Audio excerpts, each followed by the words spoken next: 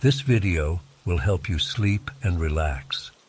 But before we begin, I would like to know which city you're from and what time you're watching this. Now, subscribe to the channel, relax, and let's begin.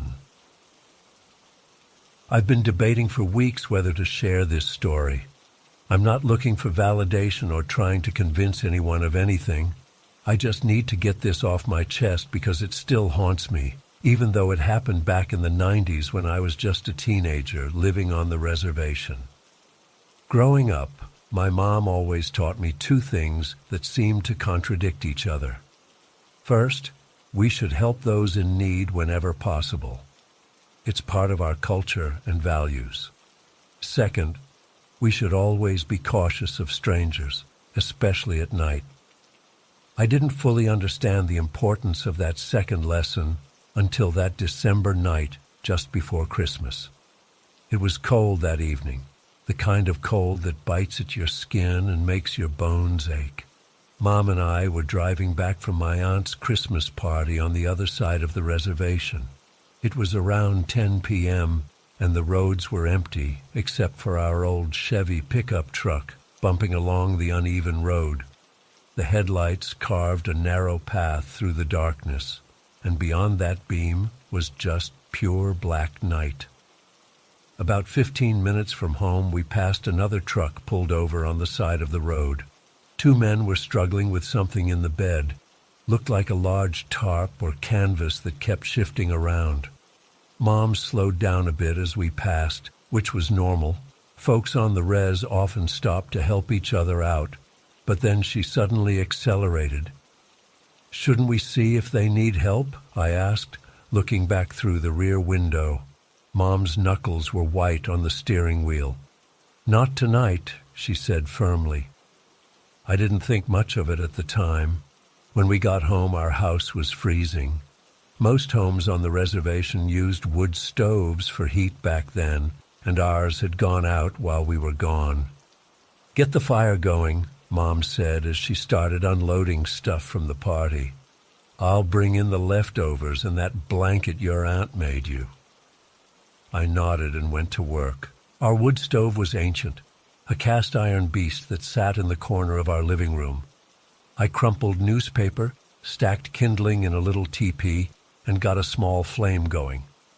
I was adding larger logs when I heard a knock at the door. 3 firm knocks. Pause. 3 more. It was nearly 11 p.m. by then. Nobody on the res visits that late without calling first. I looked through the window beside the door and saw 2 men standing on our porch. With a shock, I recognized them as the same guys from the truck we'd passed earlier. How did they know where we lived? The reservation isn't tiny, but it's not exactly a metropolis either. They must have followed us. "Mom," I called out, "those guys from the road are here." She came in from the kitchen, frowning. "What do they want?" Before she could reach the door, I opened it. Just a crack at first, then wider. "Evening," said the taller one. "Sorry to bother you so late." He had a deep voice and wore a scarf pulled up over his mouth despite being on our heated porch. I could only see his eyes, which looked wrong somehow. Too bright, maybe. Too fixed. The shorter one stood slightly behind him, wearing a hoodie pulled low. He wouldn't make eye contact with me at all. "We're having trouble with our truck," the tall one continued. "Got a flat tire about a mile back. Saw you folks pass earlier and thought maybe you could help us change it. We've got a spare, just need an extra hand." I didn't remember seeing a flat tire when we drove past them. They'd been standing, working with something in the truck bed. Nothing about changing a tire. Still, I'd been taught to help people in need. "I can help," I said before Mom could respond. "Let me get my coat." Mom grabbed my arm as I turned. Her fingers dug into my skin. "I need to finish bringing things in from the car," she said tightly. "Don't be long. It's getting late." I nodded, not understanding the fear in her eyes. I grabbed my coat and followed the men down our driveway. Their truck was parked about 50 yards from our house, just beyond where our porch light reached. As we approached, I noticed the tarp in the back was more securely fastened now, tied down at all corners. "The flat's on this side," the tall one said, leading me to the passenger side of the truck. When I saw the tire, my stomach dropped. It wasn't just flat, it was shredded. The rubber was torn to ribbons, and the metal rim was badly bent, like they'd been driving on it for miles. "What happened to it?" I asked, kneeling to inspect the damage. "Hit something on the road," the shorter one said. It was the first time I'd heard him speak, and his voice was oddly high-pitched, almost like he was trying to make it sound that way. "Drove a bit before we realized how bad it was." That was a lie. Nobody could drive on a tire this damaged without knowing it. The noise alone would have been unbearable. I helped them jack up the truck and remove what was left of the tire. The whole time I felt watched, not just by these two men, but by something else. I kept glancing at the tarp in the truck bed. Once, I swear I saw it move, just slightly, even though there was no wind. The spare tire they had was nearly bald but intact. I mounted it and tightened the lug nuts, working quickly, wanting nothing more than to get back to our house. When I finished, the tall man reached into his pocket and pulled out a folded bill.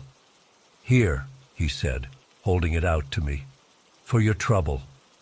It was $100 bill. That was a lot of money, especially on the reservation in the 90s. "No, that's okay," I said, wiping my hands on my jeans. "Just helping out."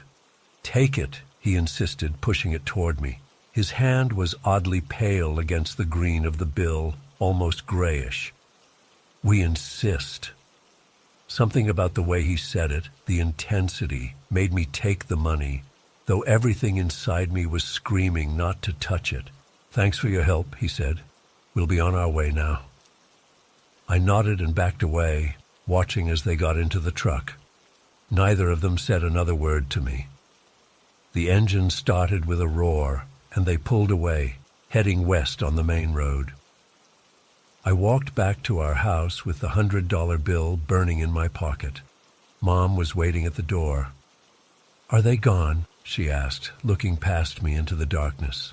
"Yeah, just needed help changing a flat." She nodded, but the worry didn't leave her face. "Wash your hands," she said, "with soap. Right now."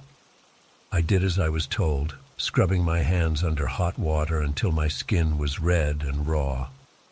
I didn't tell her about the money. I'm not sure why. Maybe because I was a teenager and thought about what I could buy with it, or maybe because something deep down told me to keep it a secret. That night, I couldn't sleep. My room felt too hot, then too cold. I tossed and turned, tangling myself in the sheets. When I finally fell asleep, I dreamed of running on all fours across the desert, chasing something I couldn't quite see. I woke up the next morning burning with fever. My joints ached like they were filled with broken glass, and my head pounded with each heartbeat. Mom took one look at me and called my grandmother. My grandmother was a medicine woman, what some people would call a crystal gazer. She knew the old ways and could often see things others couldn't. When she arrived, her weathered face grew serious as she looked at me. "What happened last night?" she asked, laying a cool hand on my forehead. Mom explained about the men and their truck, how they'd followed us home and asked for help. Grandmother listened silently, her eyes never leaving my face. "Did they give you anything?" she asked me directly. "Did you touch them or take anything from them?" I hesitated, then reached under my pillow and pulled out the $100 bill. It was damp with my sweat, the edges curling. Grandmother didn't touch it. She stared at it, then closed her eyes and began to murmur in our language. After a long moment, She opened her eyes and looked at me with such sadness and fear that my heart raced. "Those weren't men," she said quietly. "They were skinwalkers." Mom gasped and covered her mouth. "What?" I asked, though I'd heard the stories all my life. Skinwalkers, evil witches with the power to transform into animals or take on aspects of them, beings that practice the darkest magic. "There were more," Grandmother continued. "4 more under the tarp. They didn't want you to see them. They were traveling to Sanders to do harm to someone there." My skin crawled as I remembered the shifting tarp, the feeling of being watched by more than just the 2 men. "This," she pointed to the bill without touching it, "carries their illness, their negative energy. It's why you're sick now. They marked you." She performed a ceremony right there in my bedroom, burning herbs and speaking ancient words while Mom stood in the doorway, tears streaming down her face. The smoke from the herbs stung my eyes and made me cough, but gradually the fog in my head began to clear. When Grandmother finished, she wrapped the $100 bill in a special cloth and took it away to dispose of properly. Before she left, she sat on the edge of my bed and took my hands. "You must learn from this," she said. "There are 3 ways witchcraft can be transmitted: through touch, through a stare, and through words. Never help strangers on the reservation at night. Never accept gifts from those you don't know. And never follow someone into the darkness." It took 3 days for my fever to break completely. During that time, I had vivid nightmares of men with animal eyes watching me through my window, of running on 4 legs instead of 2, of a hunger so deep it felt like it would consume me from the inside out. When I was finally well enough to leave the house, Mom drove me to the spot where I'd helped change the tire. There was nothing there. No sign that a vehicle had pulled over, no marks in the dirt where I'd knelt to work, nothing. But etched into a nearby rock was a symbol I'd never seen before. Grandmother recognized it when we described it. It was a sigil meant to trap a soul, to mark someone for later. For me. I'm almost 40 now, living off the reservation, but I still wake up sometimes in the middle of the night, drenched in sweat, convinced I can hear 3 knocks at my door. Pause. 3 more. Sometimes I wonder what would have happened if I'd refused to help them, or if I hadn't taken that money. Would they have left me alone, or would they have taken something more valuable than my temporary peace of mind? I don't drive at night anymore if I can help it, and I never, ever stop to help stranded motorists. Some would call that callous or selfish, but they didn't see what I saw in those men's eyes. They weren't human eyes. They were something ancient and hungry, something that saw me not as a person, but as prey. To this day, I can't explain why they chose our house that night, or why they let me live. Grandmother said they probably wanted to mark more people, to spread their influence further. Or maybe they were just playing with me, the way a cat plays with a mouse before the kill. All I know is that I felt their presence for years afterward. Sometimes I still do, especially around Christmas, when the nights are long and the darkness seems to press against my windows like a living thing. I feel them watching, waiting. For what? I don't know, and I hope I never find out.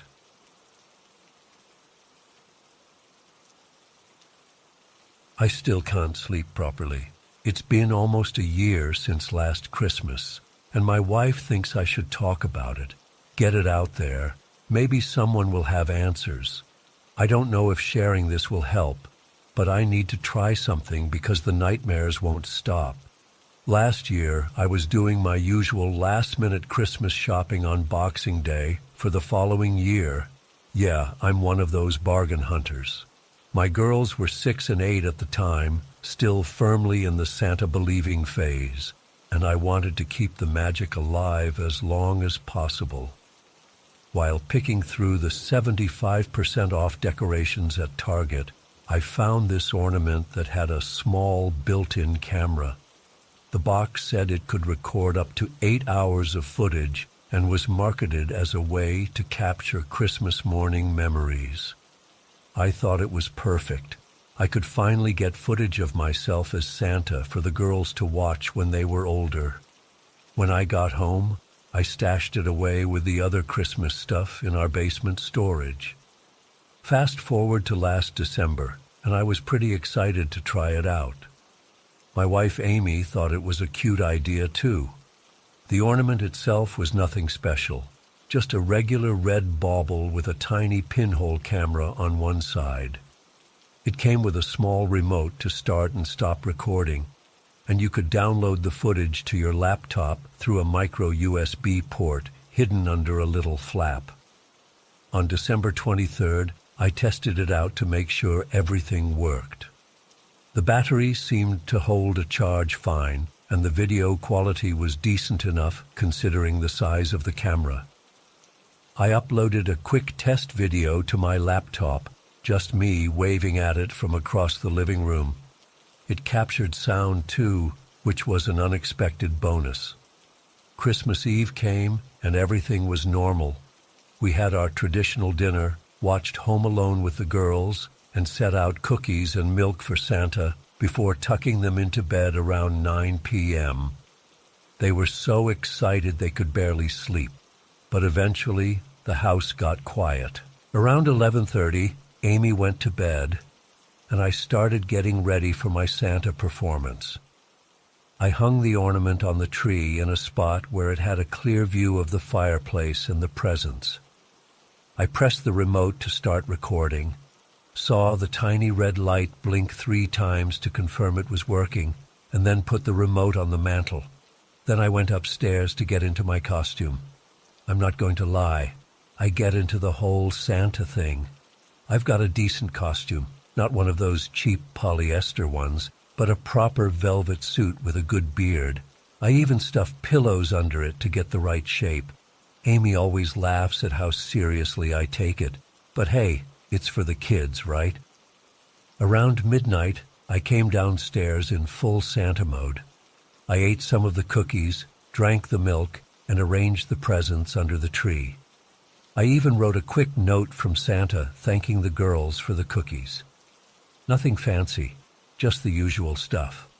The whole performance probably took about 15 minutes, and then I went back upstairs, took off the costume, and went to bed. Christmas morning came way too early.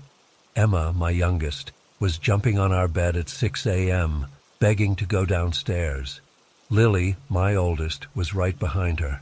Amy and I dragged ourselves out of bed, and I grabbed my phone to take pictures of their reactions.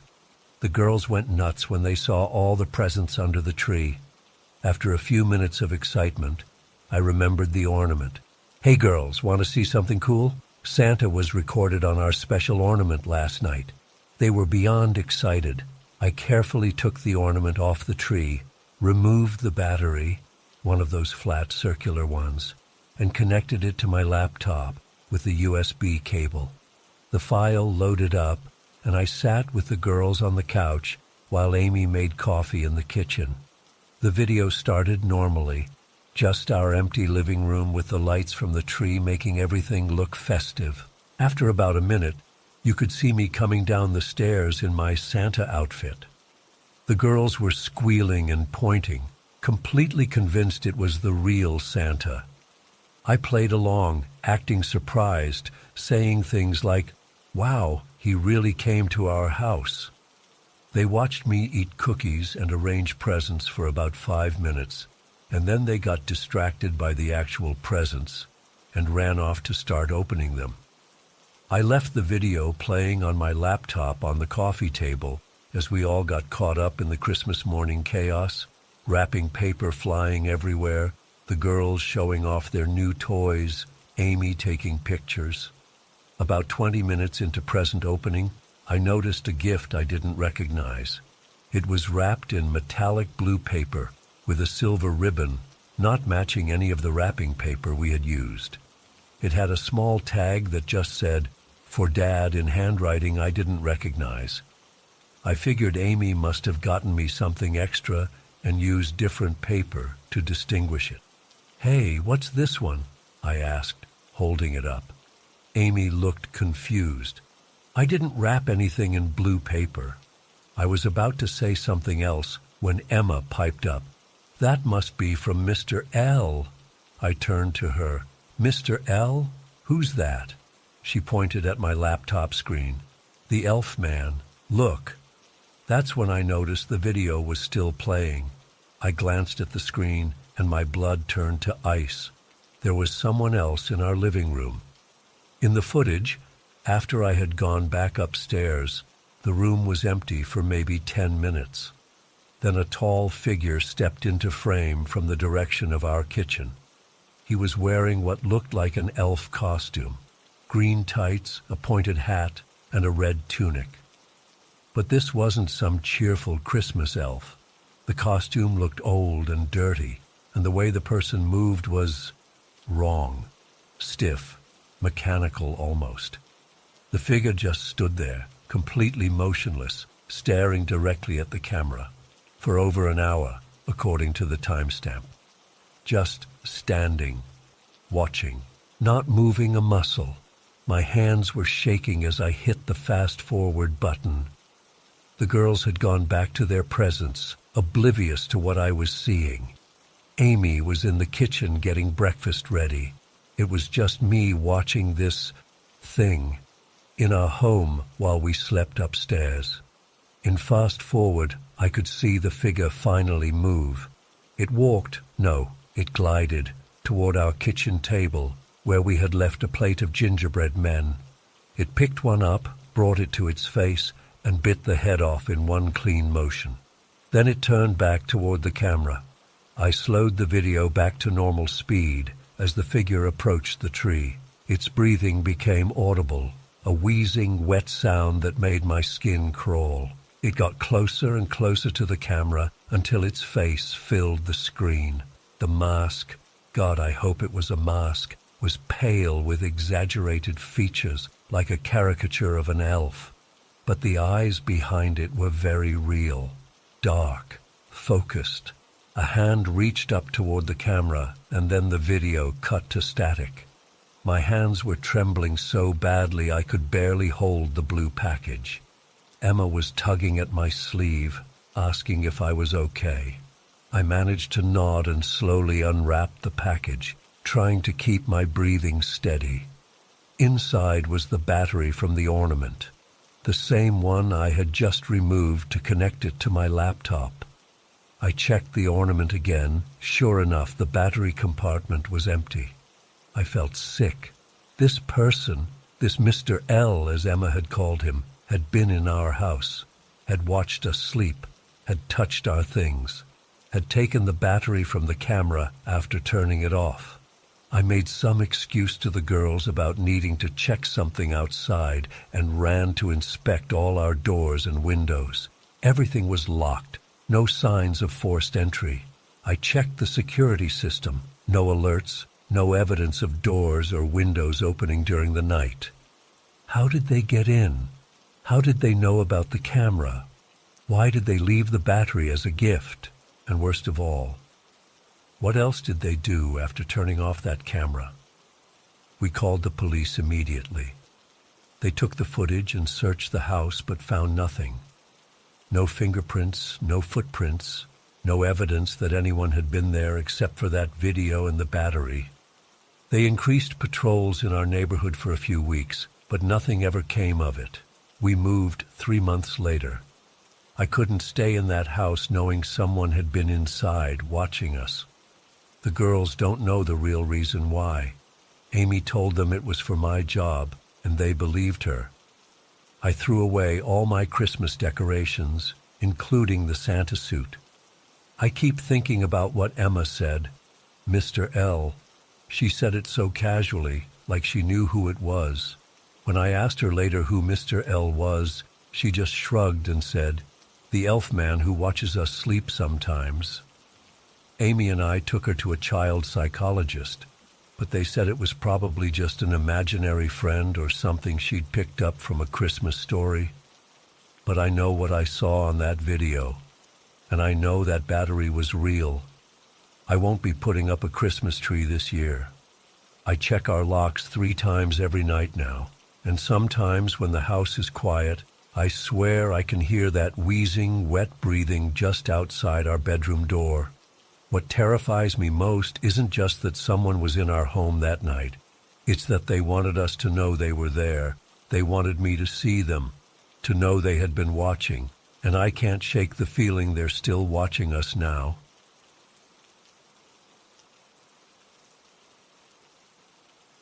I've been staring at this blank page for like 20 minutes, trying to figure out how to start. I guess there's no perfect way to describe what happened last Christmas, so I'll just jump in.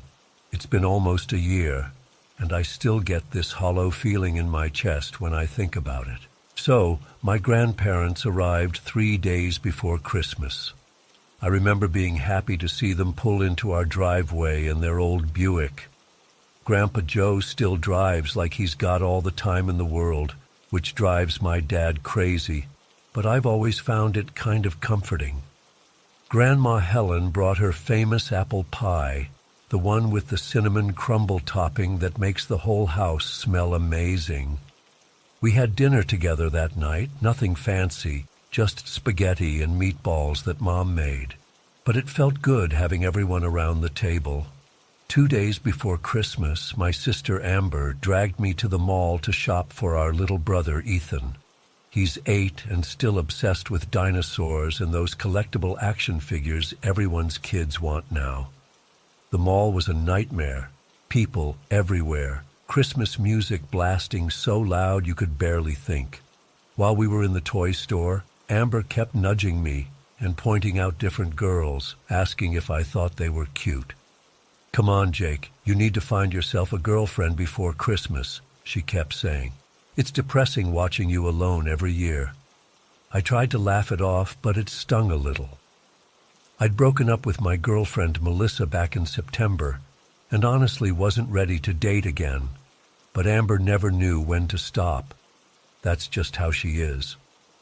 "Maybe Santa will bring you one," she joked while we stood in the checkout line. I rolled my eyes and paid for Ethan's T-Rex figure, which cost way more than I expected. Christmas Eve was actually pretty great. We all played Mario Kart in the living room, and I destroyed everyone, even Dad, who claims he lets us win. He definitely doesn't. Later that night, we drove around looking at Christmas lights. There's this one house in our neighborhood that goes all out. Synchronized lights, inflatable snowmen, the works. Ethan had his face pressed against the window the whole time, eyes wide like he couldn't believe what he was seeing. When we got home, Mom made hot chocolate with those little marshmallows that Ethan loves. We watched A Christmas Story for probably the 1,000th time, and Grandpa fell asleep in his chair halfway through. It felt normal. Good. I went to bed feeling excited for the next day. Christmas morning, I woke up to Ethan jumping on my bed at like 6 a.m. Jake, Santa came. Get up." He was basically vibrating with excitement. I rubbed my eyes and checked my phone. 6:12 a.m. Great. But I couldn't be mad at him. His enthusiasm was contagious. I threw on some sweatpants and an old T-shirt and followed him downstairs where everyone was already gathering in the living room. Dad was setting up his camera on the tripod like he does every year. Mom was bringing in coffee for the adults, and my grandparents were sitting on the couch looking tired but happy. The tree looked amazing, all lit up with presents stacked underneath. Ethan was bouncing around, pointing at different packages, trying to guess what was inside each one. Mom made us wait until everyone had their coffee before we could start opening gifts. The anticipation was killing Ethan, but finally Dad said, "Okay, let's do this." Mom played Santa like always, picking up gifts and reading the tags. "This one's for Ethan from Grandma and Grandpa," she announced. handing him a big box that turned out to be some elaborate Lego set. His face lit up like he'd just been handed the moon. One by one, gifts were distributed. Amber got some expensive headphones she'd been hinting about for months, clothes, and gift cards.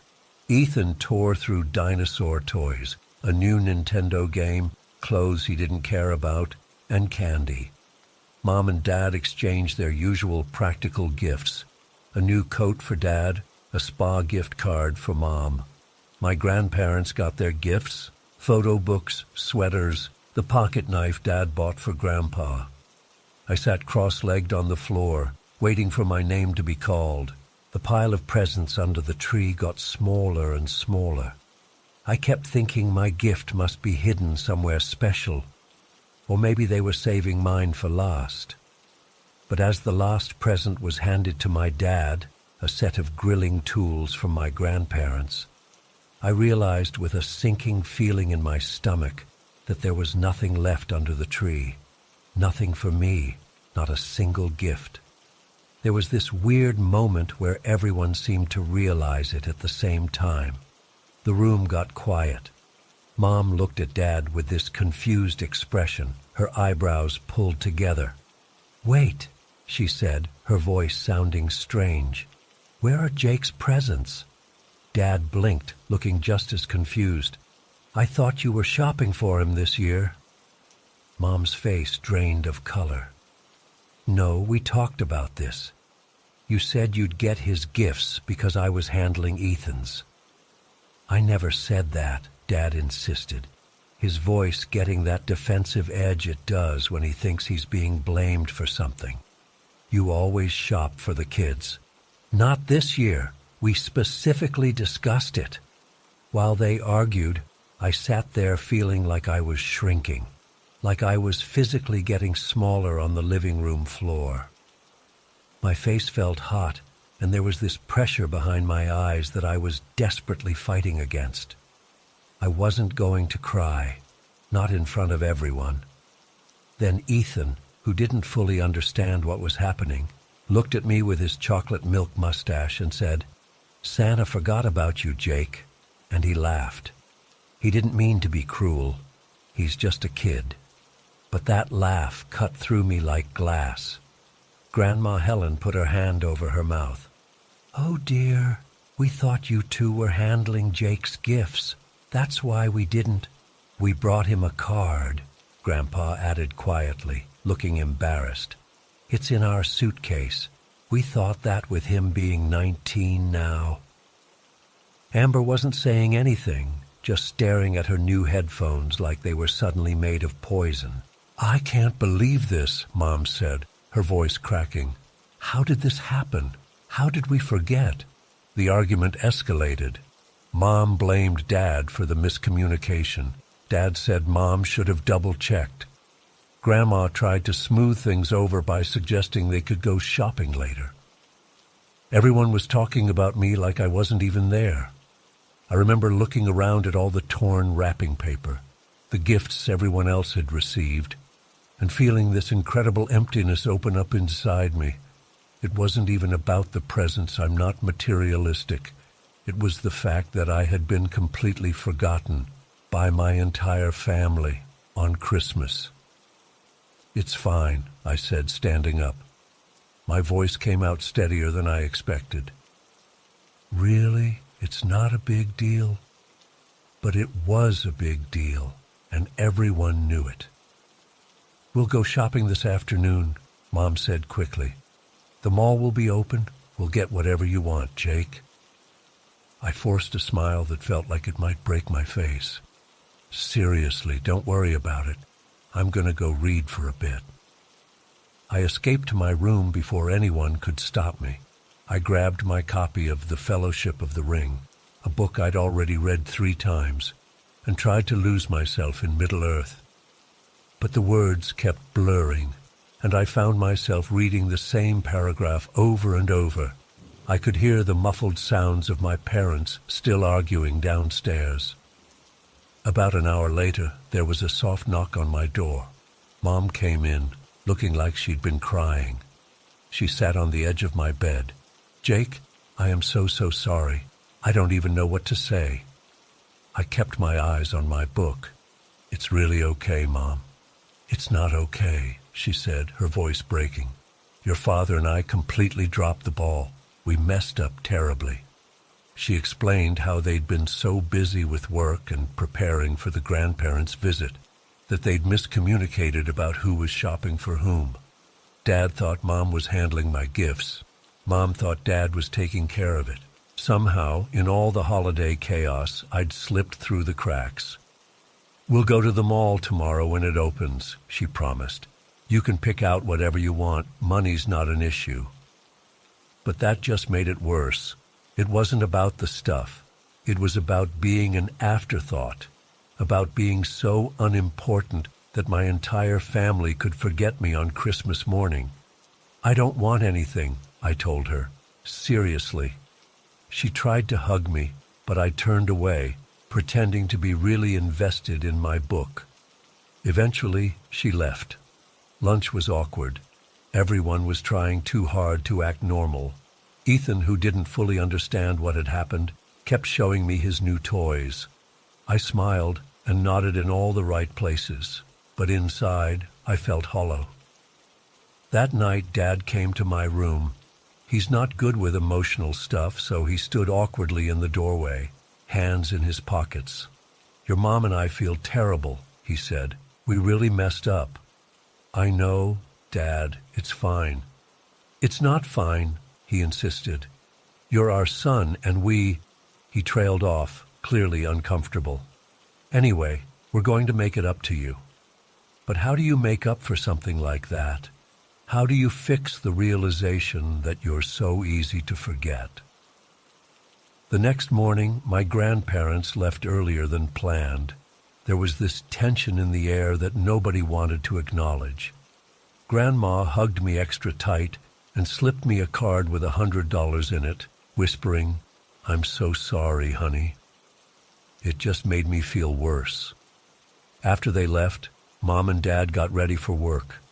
I was surprised they weren't taking the day off to take me shopping like they'd promised, but apparently there were end-of-year deadlines they couldn't miss. They left without saying goodbye. I heard the cars start and pull out of the driveway from my bedroom. Amber went out with her friends. Ethan had a play date at a neighbor's house. And just like that, I was alone in the house the day after Christmas. I sat on the couch and stared at the Christmas tree with all its twinkling lights. There were still a few wrapped presents under it, gifts for relatives who hadn't come over yet. But nothing with my name on it. My phone kept buzzing with texts from friends asking if I wanted to hang out, see what everyone got for Christmas. I couldn't bring myself to respond. What was I supposed to say? My family collectively forgot I exist? The worst part, the absolute worst part, was realizing this wasn't some kind of elaborate prank or surprise. No one was going to jump out and say, "Just kidding, here are your real presents." They had genuinely, completely forgotten about me. How does that even happen? I kept replaying the last few weeks in my head, trying to figure out where I'd become invisible. Was I not around enough? Did I not drop enough hints about things I wanted? But I'd been there the whole time, helping decorate the tree, wrapping presents for everyone else, baking those stupid Christmas cookies Mom insists on making every year. At some point, I just broke down and cried, alone in the living room, surrounded by everyone else's Christmas joy. I'm not proud of it, but I couldn't hold it in anymore. When everyone came home that evening, I pretended everything was fine. I smiled, I joked, I helped clean up dinner. But something had changed inside me. Some fundamental trust was broken. Mom kept promising we'd go shopping tomorrow for sure, but somehow tomorrow never came.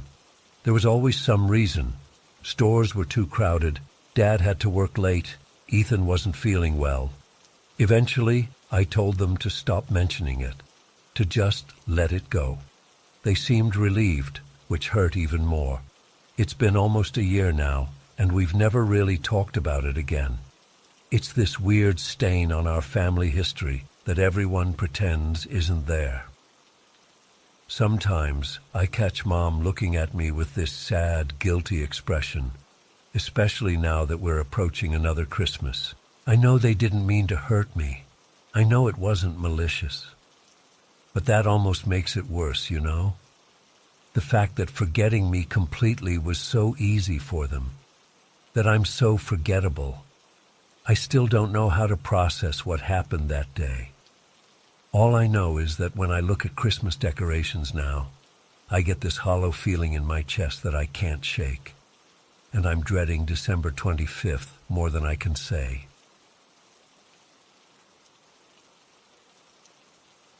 I've been holding this in for almost 15 years now, and I need to tell someone. I grew up in a small town in Michoacan, not too far from Morelia. We weren't rich, not even close. After my dad left for the U.S. when I was 9, my mom had to figure out how to feed me and my 2 younger siblings on her own. Mom was always resourceful. She saved enough to buy 12 chickens and converted our small backyard into a chicken coop using wire fencing and scrap wood. It wasn't fancy, but it worked. Those chickens changed everything for us. Within a week, we had fresh eggs every morning, way more than we could eat ourselves. Mom started selling the extras to neighbors for a few pesos. It wasn't much, but that little bit of extra income meant we could buy school supplies or medicine when we needed it. Sometimes she'd trade eggs for other things we needed, fruit from Doña Marta's trees, or help fixing our leaky roof from Señor Jimenez. By the 6-month mark, our little egg business was actually working. The chickens were healthy, laying consistently, and we had regular customers who'd stop by every few days. Mom even expanded to 18 chickens. I remember feeling so proud watching her hand over those small cartons of eggs, knowing we weren't just surviving anymore. Then one afternoon in April, my mom's friend Teresa came to visit from a village about an hour away. They hadn't seen each other in years, and they spent hours in our kitchen, drinking coffee and catching up. When Teresa was leaving, Mom insisted on giving her a dozen eggs to take home. Para los niños, she said, for the children. Teresa tried to pay, but Mom wouldn't hear of it. That's just how she was. Generous, even when we didn't have much. About 3 weeks later, something weird started happening. People we didn't know began showing up at our door asking for eggs. At first, it was just 1 or 2 strangers a week, people from villages we'd never heard of. They'd ask for just 1 or 2 eggs, which seemed strange. Why travel so far for so little? But Mom never questioned it. She'd wrap their eggs carefully in newspaper and send them on their way. Then the number of strangers increased. 5, 10, sometimes 15 people a day would come by, always asking for just 1 or 2 eggs, always from places far from our town. Some looked sick, coughing or walking with canes. Others seemed perfectly healthy but desperate. They'd offer way more money than the eggs were worth, but Mom kept charging her normal price, saying it wouldn't be right to take advantage. I remember asking her why she thought all these people were suddenly coming for our eggs. She just shrugged and said, "Quién sabe? Maybe the chickens from their towns aren't laying well this season." But I knew that couldn't be it. Something else was happening. One morning, about 2 months after Teresa's visit, she showed up at our door again. I could tell by the look on her face that something serious was going on. Mom sent us kids outside to feed the chickens while they talked, but I snuck back in and listened from the hallway. "Isabel, I need to tell you something," Teresa said, her voice low. "Remember those eggs you gave me? I took one to Don Luis. I knew who Don Luis was. Everyone in the region did. He was a curandero, a traditional healer known for his cleansings and remedies. Some people swore he could cure anything from bad luck to serious illnesses. Others said he was just an old man taking advantage of desperate people. My mom never talked badly about curanderos, but she'd never taken us to one either. Teresa continued, "My son had been having those terrible nightmares I told you about, the ones where he would wake up screaming, saying something was sitting on his chest. Don Luis performed a limpia on him using one of your eggs. He passed it all over my son's body while saying prayers, then cracked it into a glass of water." Mom interrupted. "Teresa, those are old superstitions. Isabel, listen to me. The egg was black inside. Don Luis said he'd never seen one absorb so much negative energy before. That night, for the first time in months, my son slept peacefully. No nightmares, nothing."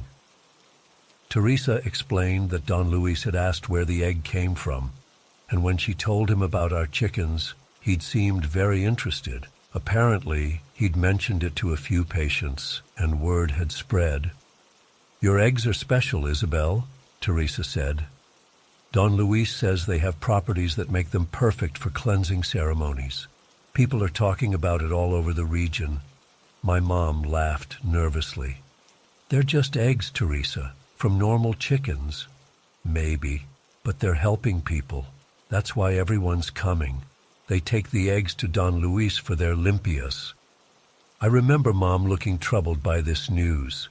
She wasn't superstitious, but she also respected the old traditions. That night at dinner, she told us about the conversation with Teresa. "It's nonsense," she said firmly. "But if people think our eggs are helping them, then I'm glad. We'll keep selling them as always." For the next few weeks, business boomed. We had to turn people away because we couldn't keep up with demand. Mom even bought 5 more chickens, bringing our total to 23. We were actually saving money for the first time I could remember. Then everything fell apart. One morning in early June, I went out to collect eggs and found only 3 in the nests, when we usually had at least 15. I figured it was just a bad day. But the next morning, there were only 2 eggs. By the end of the week, the chickens had stopped laying completely. Worse, they started looking sick. Their feathers lost their shine, and they seemed lethargic. Within days, 2 of the chickens died, then 3 more. Mom called a veterinarian from the nearby town, who examined the remaining chickens, but couldn't find any disease or explanation. "Sometimes this happens," he shrugged. "Maybe something got into their feed." We changed their food, gave them extra water, cleaned their coop thoroughly. Nothing helped. By the end of the month, we had lost 15 chickens. The 8 that remained were barely alive, huddled in corners of the coop, refusing to eat. Mom tried to hide it, but I could see the worry on her face. Without the egg money, we were back to struggling. She took on extra cleaning jobs, but it wasn't enough. One night, I heard her crying in her bedroom. Desperate, Mom decided to visit Don Luis herself. We took our last 2 eggs and headed to his village, about 2 hours away by bus. I remember the journey clearly, Mom clutching her small purse with the eggs wrapped carefully inside, her face tight with worry. My younger siblings stayed with a neighbor. Don Luis lived in a small house painted bright blue at the edge of town. An old, weathered sign by the door read "Curandero" in faded letters. The waiting area was just his front porch, where 3 other people sat on wooden chairs. We waited for almost 2 hours before it was our turn. Inside, his consultation room was simple, just a wooden table, a few chairs, and shelves lined with jars of herbs, candles, and religious items. Don Luis himself was older than I expected, maybe in his 70s, with deep wrinkles and hands spotted with age, but his eyes were sharp and alert. Mom explained our situation, her voice catching sometimes. Don Luis listened without interrupting, nodding occasionally. When she finished, he asked to see the eggs. Mom unwrapped them carefully and placed them on the table. Don Luis examined them without touching, then picked one up and held it to the light. "These are special eggs," he confirmed. "The hens that lay them must be protected." He asked Mom's permission to use one egg for a cleansing. When she nodded, he lit several candles and began to pray softly. I couldn't understand everything he said. It was a mixture of Spanish and what might have been Purépecha, the indigenous language of our region. He passed the egg over a candle flame, then cracked it into a clear glass bowl filled with water. I'll never forget what happened next. The egg didn't look normal. The yolk was dark, almost black in places, and strange patterns spread through the white like ink in water. Don Luis stared at it for a long time, his expression grim. Finally, he looked up at my mother. "Someone has done this to you," he said quietly. "A brujo has cursed your chickens." I felt a chill run through me at his words. Mom looked skeptical but scared. "Why would anyone curse us?" she asked. "We're nobody. We have nothing." "Sometimes it's not about what you have, but what you're doing," Don Luis replied.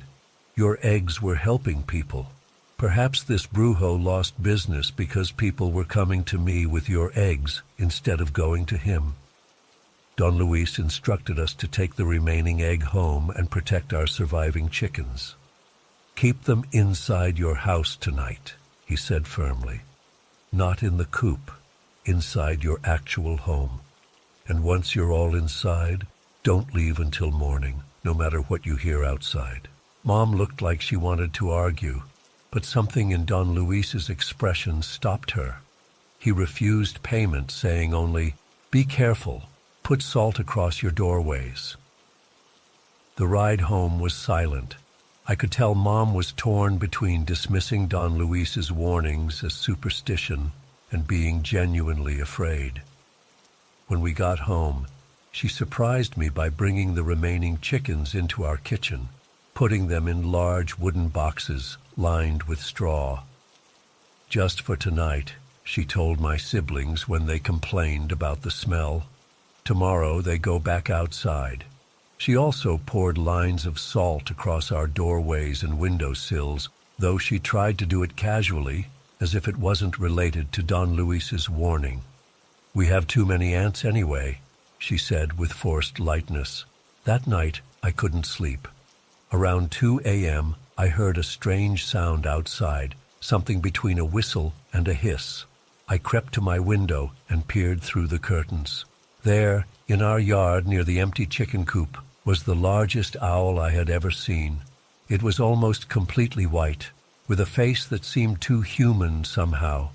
In Michoacán, we call these birds lechuzas, and old stories say they're connected to witchcraft, that brujos can transform into these birds to do their dark work. The lechuza turned its head and seemed to look directly at me. Its eyes reflected the moonlight in a way that made them glow red. I dropped the curtain and ran to my mom's room, shaking her awake. "There's a lechuza outside," I whispered urgently. Mom got up and looked out her window. When she saw the bird, her face went pale. She pushed me back from the window. "Don't look at it," she said. "Go check on the chickens." The chickens were huddled together in their boxes, making small, distressed sounds. They seemed terrified. I stayed with them in the kitchen, too scared to go back to my room.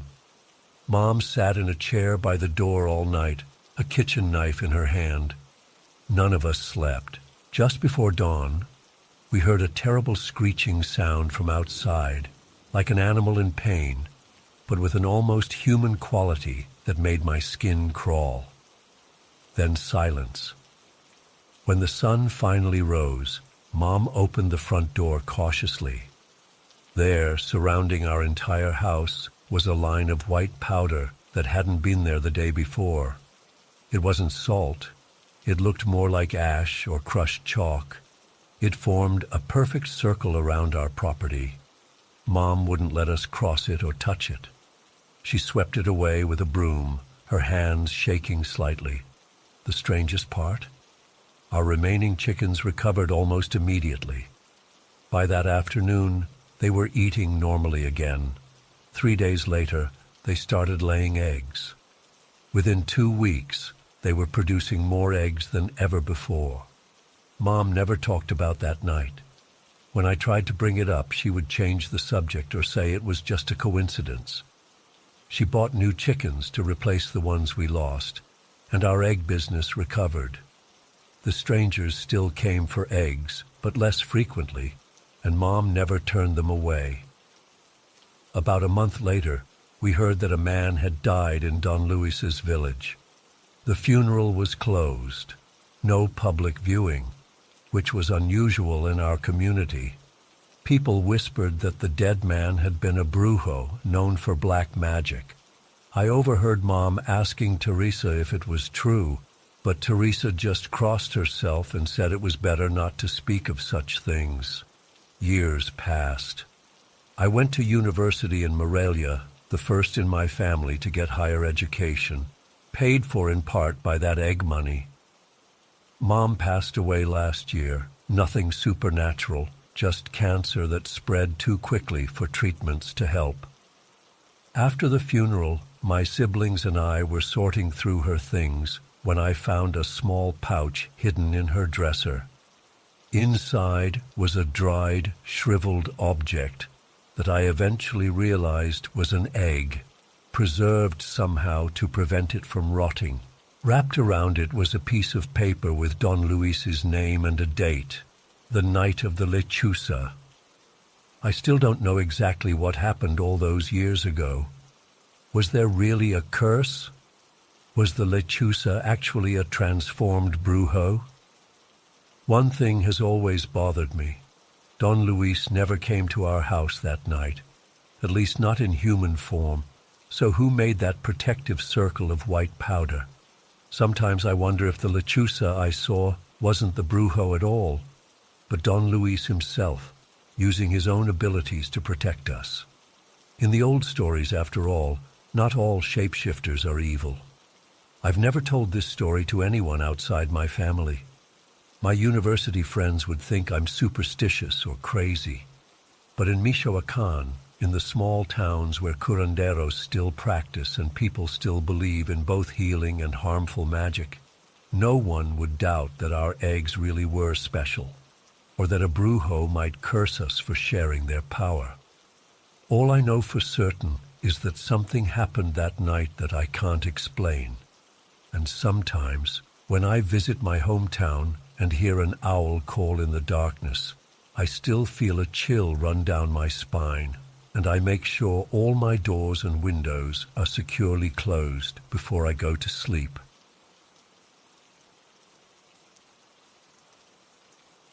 I've debated whether to share this for months.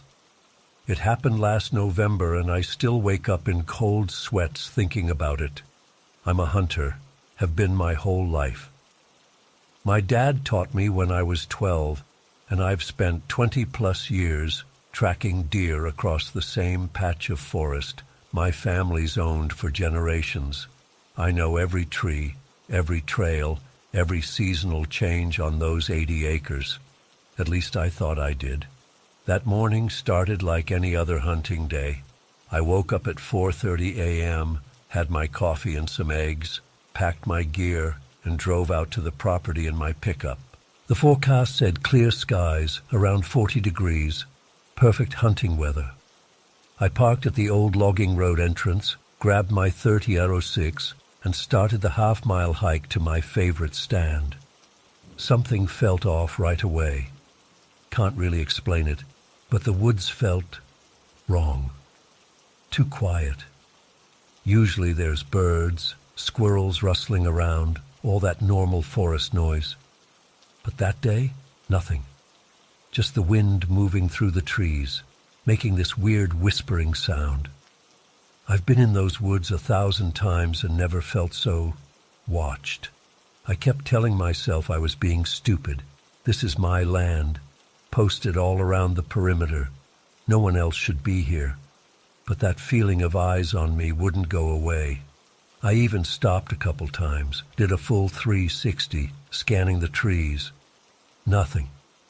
But man, the silence was getting to me.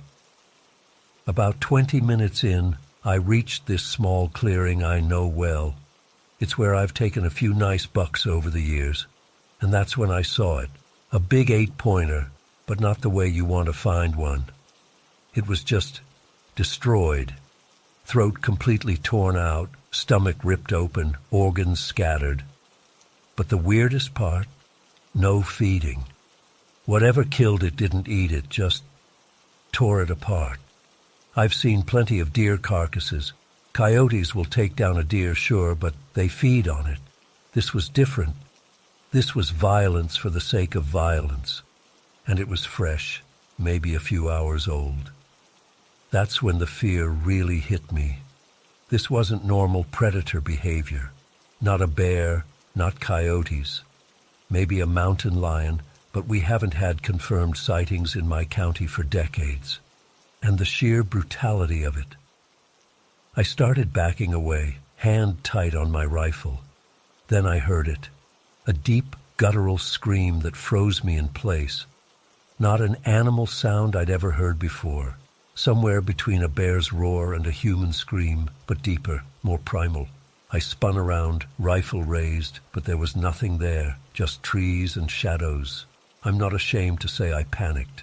I turned and started moving fast back toward my truck. Not running. Hunters know better than to run in the woods. But moving with purpose, let's say. I kept hearing things behind me, twigs snapping, heavy footfalls. Something big was following me. About halfway back to my truck, I caught a glimpse of something through the trees. Just a silhouette, but it was massive, way taller than a person, maybe 7 feet at least. And the way it moved wasn't right. Kind of hunched over but fast, keeping pace with me through the underbrush. I picked up my pace, practically jogging now. My truck was just ahead through the trees, and I've never been so happy to see that beat-up Chevy in my life. But when I got there, my heart sank. The recent rain had turned the clearing into mud, and my front tires were sunk in about 4 inches. I jumped in, threw my rifle on the passenger seat, and cranked the engine. It started up fine, but when I tried to move, the wheels just spun. I shifted into 4WD, but as I was reaching for the lever, movement caught my eye. Standing outside my passenger window was, I don't even know how to describe it. It was enormous, at least 8 feet tall, shoulders as wide as a doorway. Its body was covered in thick, matted black hair, but not like a bear's fur, more coarse, almost like human hair, but everywhere. Its arms hung down past its knees, ending in hands with long, curved fingers that looked strong enough to tear through metal. But its face, God, its face, it was like someone had tried to make a human face, but got it all wrong. The proportions were off, the features distorted. Its jaw jutted out too far, filled with yellowed teeth that looked sharp as knives. Its nose was flat and wide, like it had been smashed in, and its eyes, deep set and dark, but intelligent. That's what terrifies me the most still. There was clear intelligence there, watching me, considering me. For maybe 5 seconds, we just stared at each other. Then it opened its mouth and let out that same blood-curdling scream I'd heard before, showing rows of those yellowed teeth. The sound was so loud it seemed to shake my truck. I slammed the shift into 4WD low and floored it. The tires spun, then caught, and I felt the truck lurch forward. I didn't look back, just kept my foot heavy on the gas, bouncing down that logging road like my life depended on it, because I'm pretty sure it did. About a half-mile down the road, I hit the brakes hard. A massive tree was blocking the entire road, a huge oak that had been completely uprooted. I know that road. I'd driven in on it just an hour earlier. That tree hadn't been there. I sat there for a minute, engine running, trying to think. No way my truck could go around. Too many trees on both sides. I couldn't go back. I had to get help. I grabbed my phone and was relieved to see I had 1 bar of service. I called my buddy Kenny, who lives about 15 minutes away. "Kenny, I need help. There's a tree down on my logging road and I'm stuck." "What happened? Storm damage?" he asked. "No. I don't know, man. Something's out here, something big. I need you to bring your chainsaw and come help me clear this road. And bring your gun." "Your gun ain't enough?" He laughed, but stopped when I didn't join in. "Just hurry, please." The wait for Kenny was the longest 20 minutes of my life. I kept my engine running and doors locked, constantly checking my mirrors and scanning the trees. Nothing moved, but that feeling of being watched never left. When Kenny's truck finally appeared behind me, I got out, rifle in hand. He pulled up and stepped out, shotgun in one hand, chainsaw in the other, looking concerned. "You look like you've seen a ghost," he said. "Worse," I replied. "Help me with this tree." We examined the fallen oak. Kenny pointed out what I'd already noticed. It hadn't fallen naturally. It had been pulled out by the roots. "Storm didn't do this," Kenny said, crouching down. "And look at these." Around the base of the tree were footprints, huge human-like footprints, at least 18 inches long, pressed deep into the mud. "What the hell made these?" Kenny whispered. I just shook my head. "We need to clear this and get out, now." Kenny fired up his chainsaw and started cutting while I kept watch, my rifle ready. It took about 15 minutes to cut enough of the tree away to make a path. Just as we were loading the last big branch off the road, we heard it. That same ungodly scream coming from the direction of my hunting spot. Kenny nearly dropped the log. "What the hell was that?" "That's what I've been trying to tell you. Get in your truck. Let's go." We both got back to our vehicles and drove the rest of the way out to the main road. I led the way to my house about 5 miles away, constantly checking my mirrors. Kenny followed close behind. As we passed the Patterson farm, I noticed a group of deer at the edge of their hay field, a good-sized buck with several does. Despite everything, the hunter in me noticed. I slowed down, and Kenny pulled up alongside me. "You still thinking about hunting after what just happened?" he asked through his open window, looking at me like I was crazy. I was about to answer when Kenny's expression changed. His face went slack, and he raised his hand to point past me. "Jacob, look." I turned and felt my blood freeze. At the edge of the woods bordering the field, maybe 200 yards away, it was standing there, watching us. In the daylight, it looked even more grotesque, its proportions all wrong for any animal I knew. It was standing partially behind a tree, but its size was unmistakable. "You see that?" I whispered. Kenny nodded slowly. "What the fuck is that thing?" We sat there, engines idling, watching it watch us. Then it moved, stepping fully into the open, as if challenging us. It was even bigger than I'd thought, its massive frame hunched but still towering. It took a few steps toward the field, toward the oblivious deer. "It's heading toward Peterson's barn," Kenny said. "There's kids over there." Without thinking, I grabbed my rifle and got out of the truck. Kenny followed with his shotgun. I raised my rifle and fired a warning shot into the air. The deer scattered, and the creature stopped, turning its attention fully to us. For a horrible moment, it just stared. Then it let out that scream again and started moving, not away from us, but toward us, covering ground with shocking speed. "Shoot it!" Kenny yelled, raising his shotgun. I fired, and Kenny's shotgun boomed beside me. I'm certain I hit it. I saw the impact, but it didn't even slow down. After 2 more shots, it finally veered off, disappearing back into the tree line. My hands were shaking so bad I could barely lower my rifle.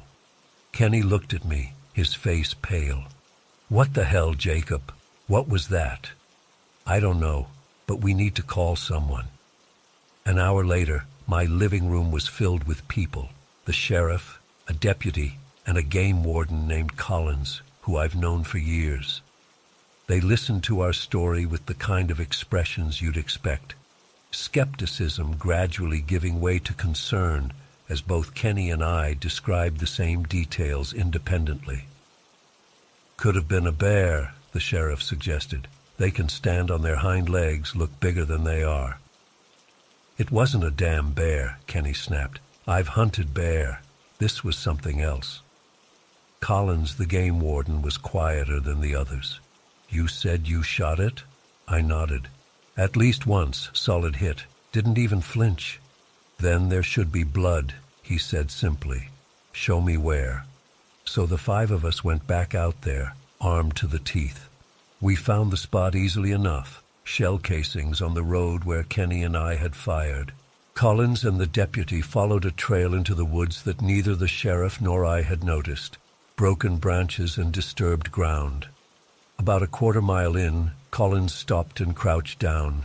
"Blood," he said, touching a dark spot on a leaf. "Not much, though." We followed the sparse blood trail another half-mile to a creek. The tracks, those same massive human-like footprints, led right to the water's edge and disappeared. Collins stood at the creek bank for a long time, staring at the ground. "There's more tracks here," he finally said. "Different sizes." He was right. Mixed in with the huge prints were others, smaller but similar in shape. 5, maybe 6 different sets. The sheriff rubbed his face. "You're telling me there's a whole family of these things?" Nobody answered. The investigation officially lasted 2 weeks. They found the dead buck exactly as I'd described it. They cast the footprints. They interviewed people in the area about strange sightings or sounds, but eventually the official conclusion was unidentified predator, possibly bear. Most people around here didn't believe our story, called it mass hysteria, or said we'd seen a bear and panicked. But some did believe, especially after pets started disappearing in the area. A few farms lost livestock, all with the same signature, throats torn out, bodies ripped open but not fed upon. I haven't been back to my hunting property since. Can't bring myself to go there. I've thought about selling, but how could I, in good conscience, put some other family in harm's way? Sometimes at night, when the wind is high, I swear I can hear that scream, carrying across the fields from the direction of my woods. And I lie awake wondering what's out there, watching and waiting. Something that walks like a man but isn't. Something with intelligence in its eyes and blood on its hands. Something that seems to hold a grudge. I used to think I knew those woods. Now I know better. There are things in this world we don't understand. Things we aren't meant to understand. And sometimes they're watching us from just beyond the tree line.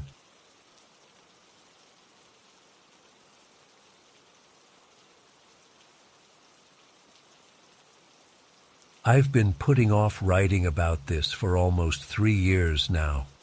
Every time I try, my hands start to shake, and I get this sick feeling in my stomach. But I need to get this out somewhere, even if most people will think I'm crazy or making it up.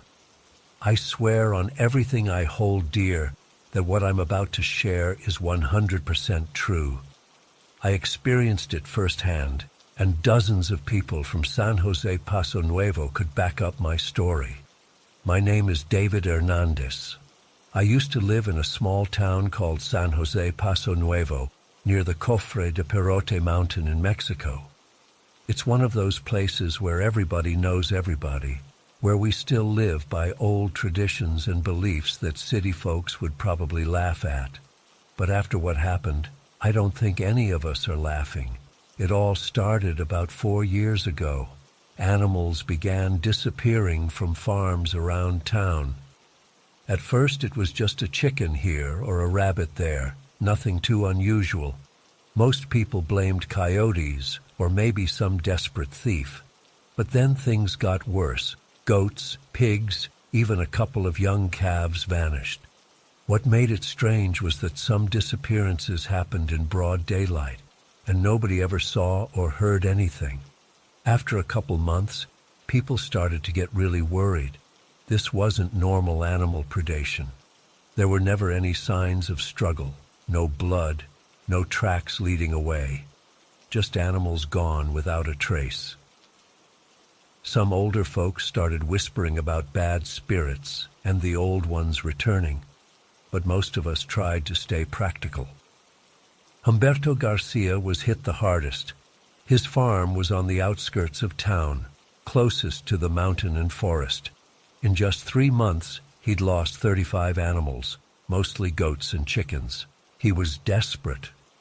One evening at the town cantina, Humberto announced he was offering a reward of 20,000 pesos to whoever could kill whatever was taking his livestock. What he told us next sent a chill through the room.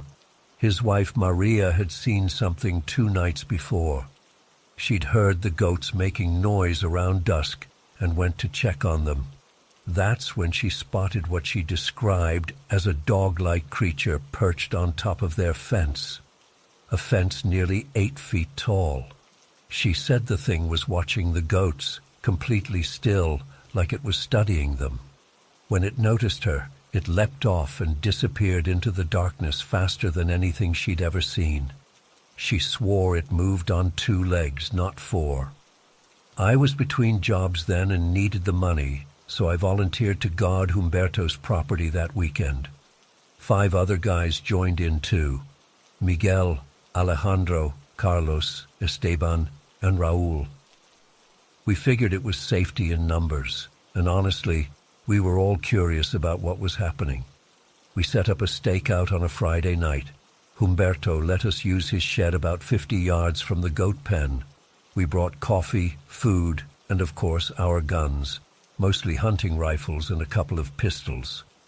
We arrived around 8 p.m. and took shifts watching through the shed window that had a clear view of the pen. The first few hours were uneventful. We played cards, told jokes, tried to keep our spirits up. Around midnight, things started to feel different. I can't explain it exactly, but the air felt heavier somehow. The normal night sounds, insects, distant dogs barking, all seemed to fade away until it was unnaturally quiet. Even the goats, usually noisy, went completely silent. By 1 a.m., Carlos and Esteban had mysteriously fallen asleep despite drinking coffee. We couldn't wake them no matter how hard we tried. They weren't just sleeping. It was like they were in some kind of trance. The rest of us, me, Miguel, Alejandro, and Raul, felt increasingly on edge. Then, at about 1:30 a.m., we heard it. A soft, rustling sound coming from the direction of the forest. Not like an animal moving through undergrowth, more like something deliberately trying to be quiet, but not quite managing it. We grabbed our guns and moved to the window, killing the lantern so we wouldn't be seen. Probably just coyotes, whispered Miguel, but I could hear the uncertainty in his voice. The rustling stopped.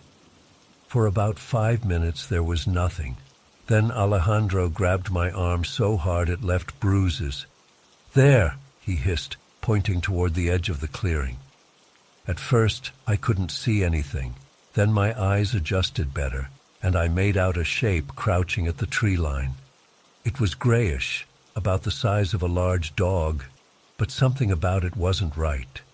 It moved forward a little, still in that crouched position, and then, God help me, it stood up. The thing rose to about 1.5 meters tall on 2 legs. Even in the dim moonlight, I could make out details I'll never forget. Its eyes were completely white, no pupils, no iris, just blank white orbs that somehow still seemed to be looking right at us. It had only one ear that I could see, jutting from the side of its head at an odd angle. Its jaw was slight, but you could see veins or tendons moving underneath its skin when it opened its mouth. The body was covered in thin, patchy fur, and its hands... Jesus, its hands had claws that must have been 10-15 centimeters long. We all froze. I literally couldn't move. It wasn't just fear, though I was terrified beyond anything I'd ever felt. It was like my body refused to respond to my brain. Later, the others said they felt the same paralysis. The creature just stood there, staring at the shed where we were hiding. It knew we were there. I'm certain of it. For what felt like an eternity, probably about 5 minutes in reality, it just watched us. Then, without warning, it made a sound I can only describe as a mix between a coyote's howl and a human moan, and leaped toward the goat pen. Its jump was impossible, at least 20 feet in a single bound. It cleared the fence easily and landed inside the pen. The goats went crazy, running in all directions, but they couldn't escape. With horrifying speed, the creature grabbed 2 young goats, one in each hand. Then it jumped back out of the pen with both animals. That's when we finally broke free of whatever had held us in place. Miguel raised his rifle and fired, but nothing happened. The gun just clicked. Alejandro tried his pistol. Same thing. Raúl and I tried our weapons too, but none would fire, despite being fully loaded and well maintained. It makes no sense, but all 4 guns failed simultaneously. The creature paused at the tree line, those white eyes seeming to stare right through us, then turned and ran into the forest with the goats. The way it moved wasn't like any animal I've ever seen, sort of hunched over but incredibly fast, disappearing between the trees in seconds. Something came over us then. Maybe it was anger. Maybe it was that we were free from whatever had held us in place, but we decided to follow it. In retrospect, this was insanely dangerous, but we weren't thinking clearly. We grabbed flashlights and machetes, since our guns seemed useless, and headed into the forest, following the direction it had gone. The forest around Cofre de Perote is dense and dark. Our flashlights barely cut through the blackness, and we kept close together, jumping at every sound. We followed a trail of broken branches and disturbed ground for maybe half a mile. The trail led uphill toward a part of the mountain none of us were familiar with. Then we found it, a cave entrance partially hidden by brush. It wasn't a natural formation, at least not entirely. There were marks around the opening that looked like claw marks, but too deliberate, almost like symbols. Outside the entrance were bones, lots of them, scattered around like discarded trash. Mostly animal bones, but some looked different, larger. I didn't want to think about what they might be. We could hear sounds coming from inside the cave, a wet tearing noise and something like chewing. The smell was unbearable, rotting meat and something else, something chemical and wrong that burned my nostrils. That's when our courage finally gave out. None of us was willing to go into that cave.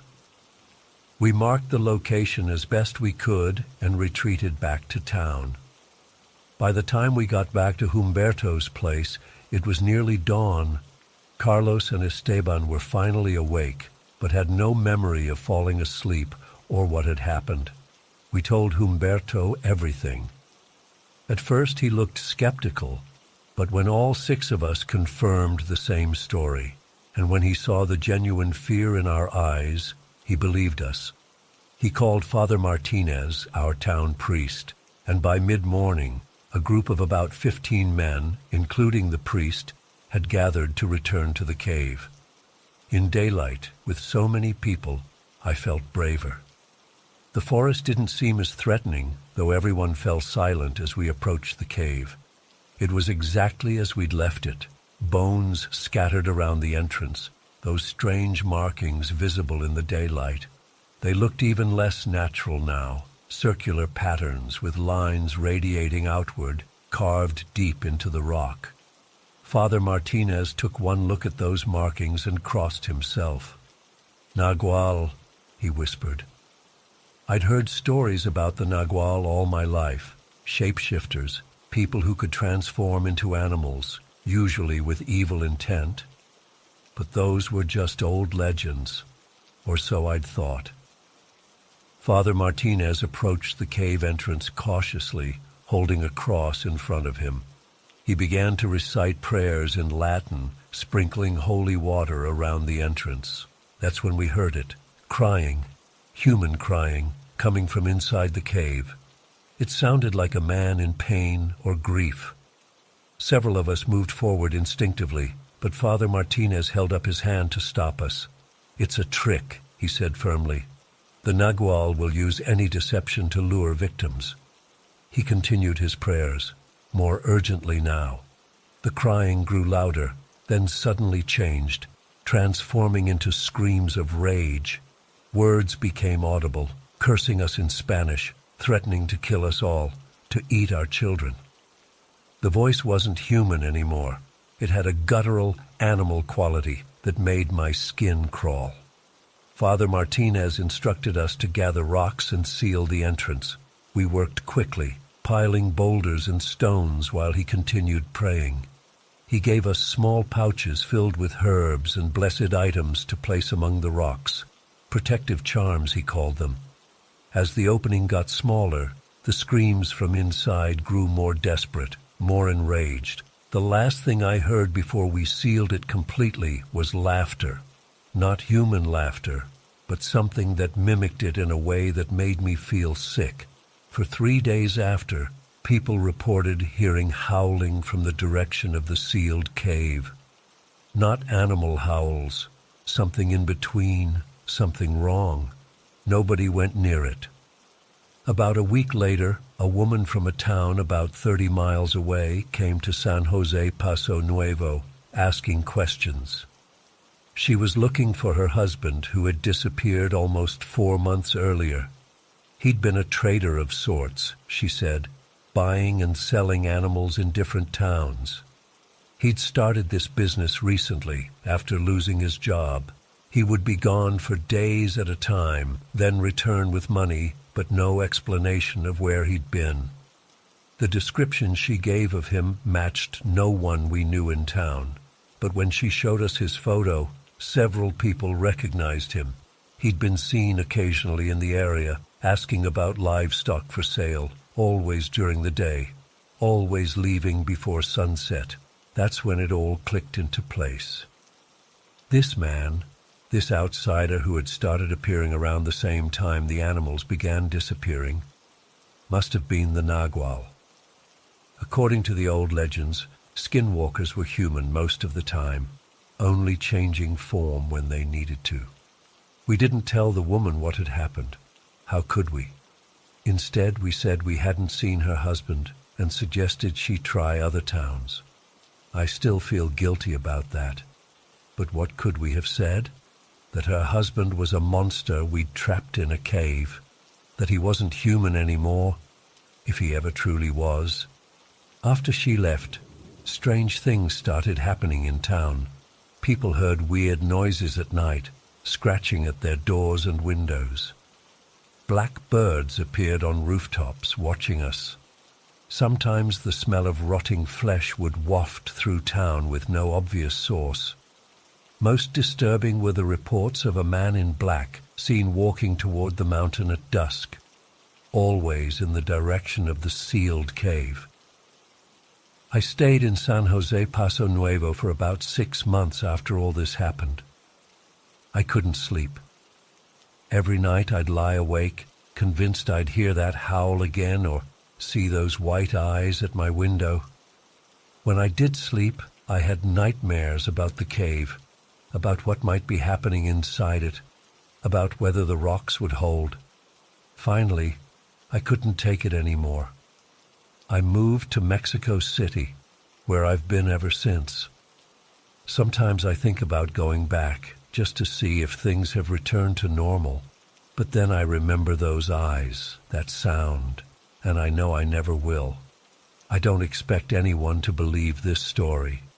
It sounds crazy even as I write it, but I know what I saw, what we all saw, and I know that if you visit San Jose Paso Nuevo and ask around, you'll hear the same story from many people, about the creature that stole their animals, about the cave on the mountain that no one goes near, about the man who became a monster. And if you're smart, you'll stay far away from that mountain after dark. Some things aren't meant to be understood, just avoided. I learned that the hard way, and I'll never forget it as long as I live. Grew up hearing all kinds of stories about the woods around my family's property in the Appalachians.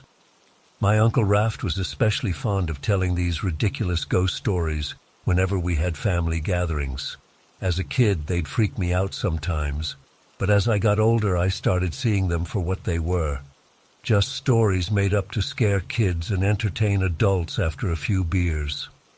Uncle Raft lived deeper in the mountains than the rest of us, in this old cabin that had been in our family for generations. He was kind of the oddball of the family, never married, kept to himself, and seemed to genuinely believe all those superstitions and folk tales he was always going on about. The older I got, the more I thought he was just a lonely old man who'd spent too much time by himself in those woods. Last month, my mom called to tell me Uncle Raft was sick and needed someone to check on him.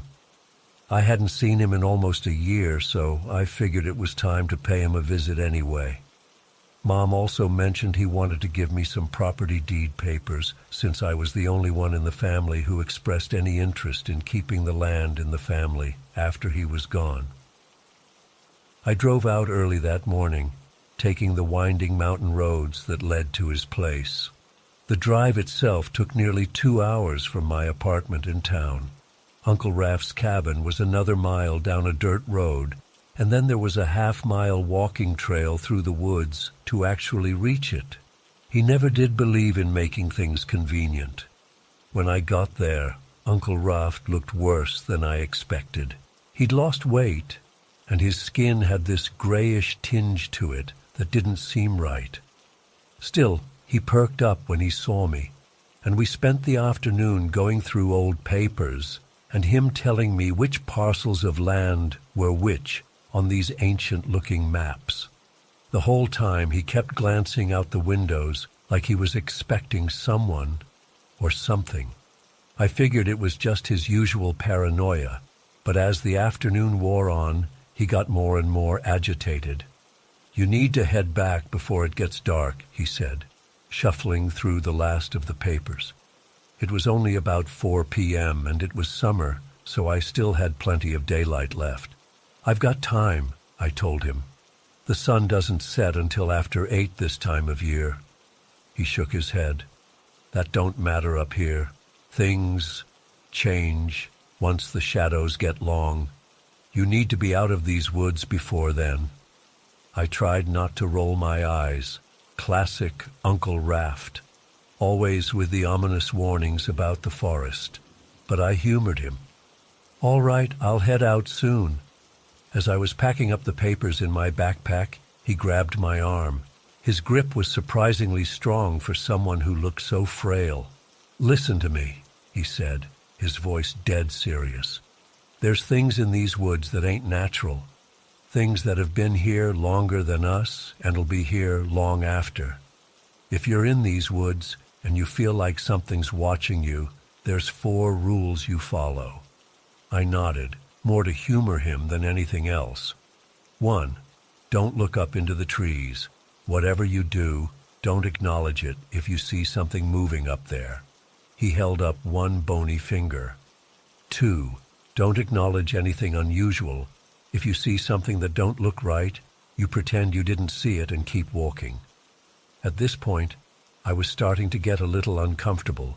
There was something in his eyes that I hadn't seen before. Real fear. 3, he continued. Don't respond to strange sounds.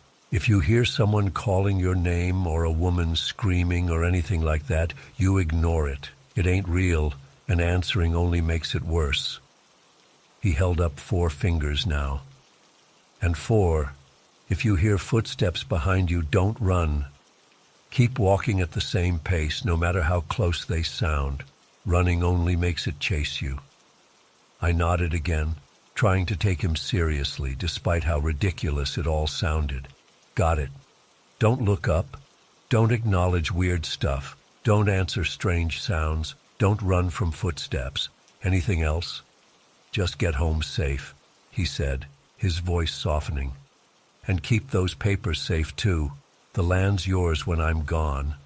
I left his cabin around 4:30, figuring I had plenty of time to get back to my car before the sun set. The walking trail wasn't long, and I'd grown up playing in these woods. I knew them like the back of my hand, or at least I thought I did. The first part of the walk was fine. Birds were singing, squirrels were darting up trees, everything seemed normal. But about halfway to my car, something changed. It wasn't anything I could put my finger on at first, just a feeling like the woods had suddenly gone a little too quiet. I stopped to tie my shoe, which had come undone. As I bent down, I felt this weird, prickling sensation on the back of my neck, like someone was watching me. I straightened up and looked around, but there was nothing there that I could see, just trees and more trees. Then I heard it, a soft, low whistling. It wasn't like a bird or the wind through the leaves. It was a tune, something slow and deliberate that made my skin crawl. I couldn't tell where it was coming from. It seemed to be all around me, then behind me, then to my left. Against my better judgment, I called out, "Hello? Is someone there?" The whistling stopped immediately. Complete silence fell over the forest. That's when I remembered Uncle Raph's 3rd rule. Don't respond to strange sounds. A little shiver ran through me, but I shook it off. This was stupid. It was probably just some hiker or maybe even the wind playing tricks on me. I started walking again, a bit faster this time. The feeling of being watched didn't go away. If anything, it got stronger. Every few steps I'd glance over my shoulder, but there was never anyone there. About a 1/4 mile further down the trail, I stopped again. Not because I wanted to, but because something caught my eye between the trees to my right. At first, I thought it was just a shadow or maybe a deer, but when I looked directly at it, I froze. There, partly hidden behind a large oak, was what looked like a person, except it wasn't quite right. It was too tall, too thin, with limbs that seemed a little too long for its body, and its face. I only caught a glimpse, but what I saw was an unnaturally wide smile and eyes that seemed to glow slightly in the dimness of the forest. I blinked, and it was gone. Just a trick of the light, I told myself. Just my imagination running wild because of Uncle Raph's stupid stories. I picked up my pace again, suddenly very aware of how the shadows were getting longer as the afternoon wore on. The whistling started again, this time from directly behind me. I didn't turn around. I didn't call out. I just kept walking, my heart pounding in my chest. Then I heard something that made my blood run cold. A woman's scream, high and terrified, coming from somewhere deep in the woods to my left. It cut off abruptly, like someone had clamped a hand over her mouth. "Hello?" I called out before I could stop myself. "Is someone hurt? Do you need help?" Silence, complete, oppressive silence. I stood there for a moment, torn between going to investigate and getting the hell out of there. Common sense won out, and I decided to keep heading for my car. But as I turned back to the trail, I heard something else. Footsteps. Not animal footsteps, but the distinct sound of someone walking through the underbrush behind me. heavy steps, deliberately placed, and getting closer. I remembered Uncle Raft's fourth rule: don't run from footsteps. But as they got closer and closer, my nerve broke. I ran.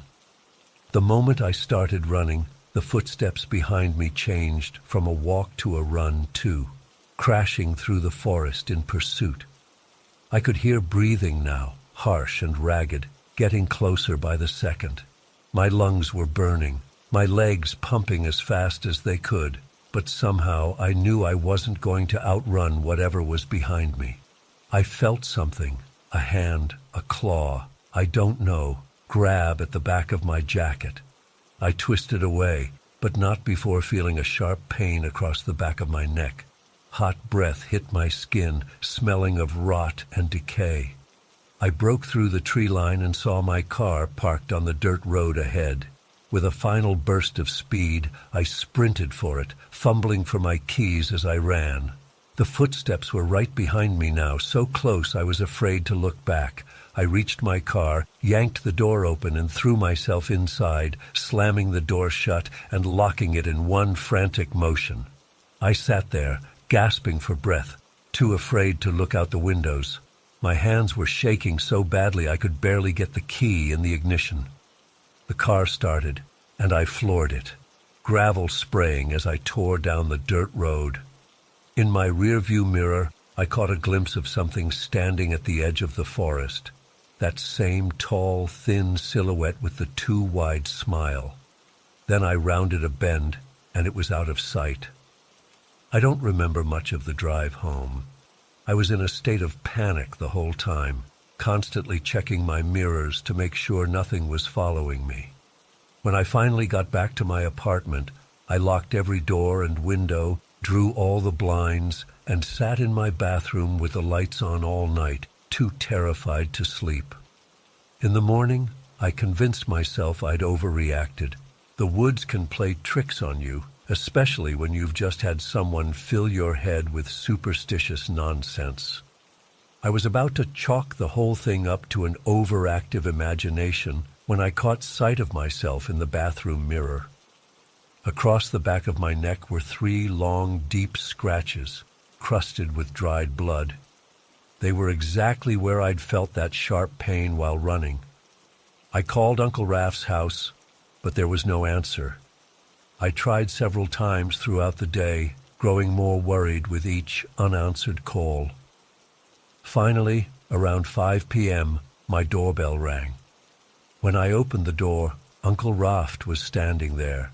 He looked even worse than he had the day before, pale, thin, with dark circles under his eyes, but he was smiling, which seemed odd given how sick he looked. "Uncle Raft," I said, surprised. "I've been trying to call you all day. Are you okay? How did you get here?" "I'm fine," he said, still smiling. "Just came to check on you, make sure you got home safe yesterday." Something felt off. Uncle Raft never drove into town. He hated driving and hadn't left his property in years as far as I knew. "Yeah, I got home fine," I lied. "Come in." He stepped inside, and I noticed he moved differently than usual, smoother, almost gliding, and he kept looking around my apartment with an expression I couldn't quite place, like he was seeing it for the first time. We sat in my living room, and he asked about the property papers, which I showed him. The whole time, something kept nagging at me, something not quite right about him. It wasn't until he looked directly at me while asking about my walk home that I realized what it was. His eyes. They weren't Uncle Raft's warm brown eyes. They were yellowish green, with pupils that seemed slightly too big. The same eyes I'd glimpsed on that thing in the forest. I tried to keep my expression neutral, remembering Rule 2, don't acknowledge anything unusual. "It was fine," I said. "No problems at all." He nodded, that same fixed smile never leaving his face. Good. Well, I should be heading back. It's a long drive." I walked him to the door, my heart hammering in my chest. As he was leaving, He turned back to me. "You should come visit again soon. The forest misses you." The way he said it made my skin crawl. I just nodded and closed the door behind him, then watched through the peephole as he walked to an old truck I'd never seen before and drove away. I immediately called my mom. "Did Uncle Raft mention he was coming to town today?" I asked, trying to keep my voice steady. "Raft?" she said, sounding confused. "No, honey. The hospice nurse called me this morning. He's too weak to get out of bed now. They don't think he has much time left." My blood turned to ice. If Uncle Raft was bedridden at his cabin, then who or what had just been in my apartment? I hung up and went to the window, looking out at the street where Uncle Raft had parked. The truck was gone, but across the street, standing at the edge of the small wooded area that borders my apartment complex, was a tall, thin figure. It was just standing there, partially hidden by a tree, watching my window. As I stared, it raised one unnaturally long arm and waved at me, that too wide smile visible even from a distance. Then it stepped back into the trees and was gone. That was 3 weeks ago. Uncle Raft died 2 days later. I couldn't bring myself to go to the funeral, couldn't face going back into those woods, not even in daylight with other people around. I've been seeing that thing everywhere since then. Just glimpses, a flash of movement at the edge of my vision, a tall silhouette visible for a split second when I turn on a light at night, that awful whistling tune coming from just outside my window. Last night, I woke up to find my bedroom door open, even though I distinctly remember closing and locking it before I went to bed. And there, in the doorway, was a silhouette, tall, thin, with limbs just a little too long. It didn't move, just stood there watching me. I shut my eyes tight and pulled the covers over my head like a child, heart pounding so hard I thought it might burst. When I finally got the courage to look again, the doorway was empty. But scratched into the wood of my bedroom door, from the outside, were 4 words: "The forest misses you." I don't know what to do. I can't sleep. I can't eat. I keep thinking about those 4 rules Uncle Raft told me and how I broke every single one of them. And I keep thinking about those papers he gave me. The deed to land that's been in my family for generations. Land deep in those woods where things that aren't natural have been living for longer than us and will be there long after. I think it's calling me back. I think it wants me to come home. And the worst part is, sometimes I find myself wanting to go.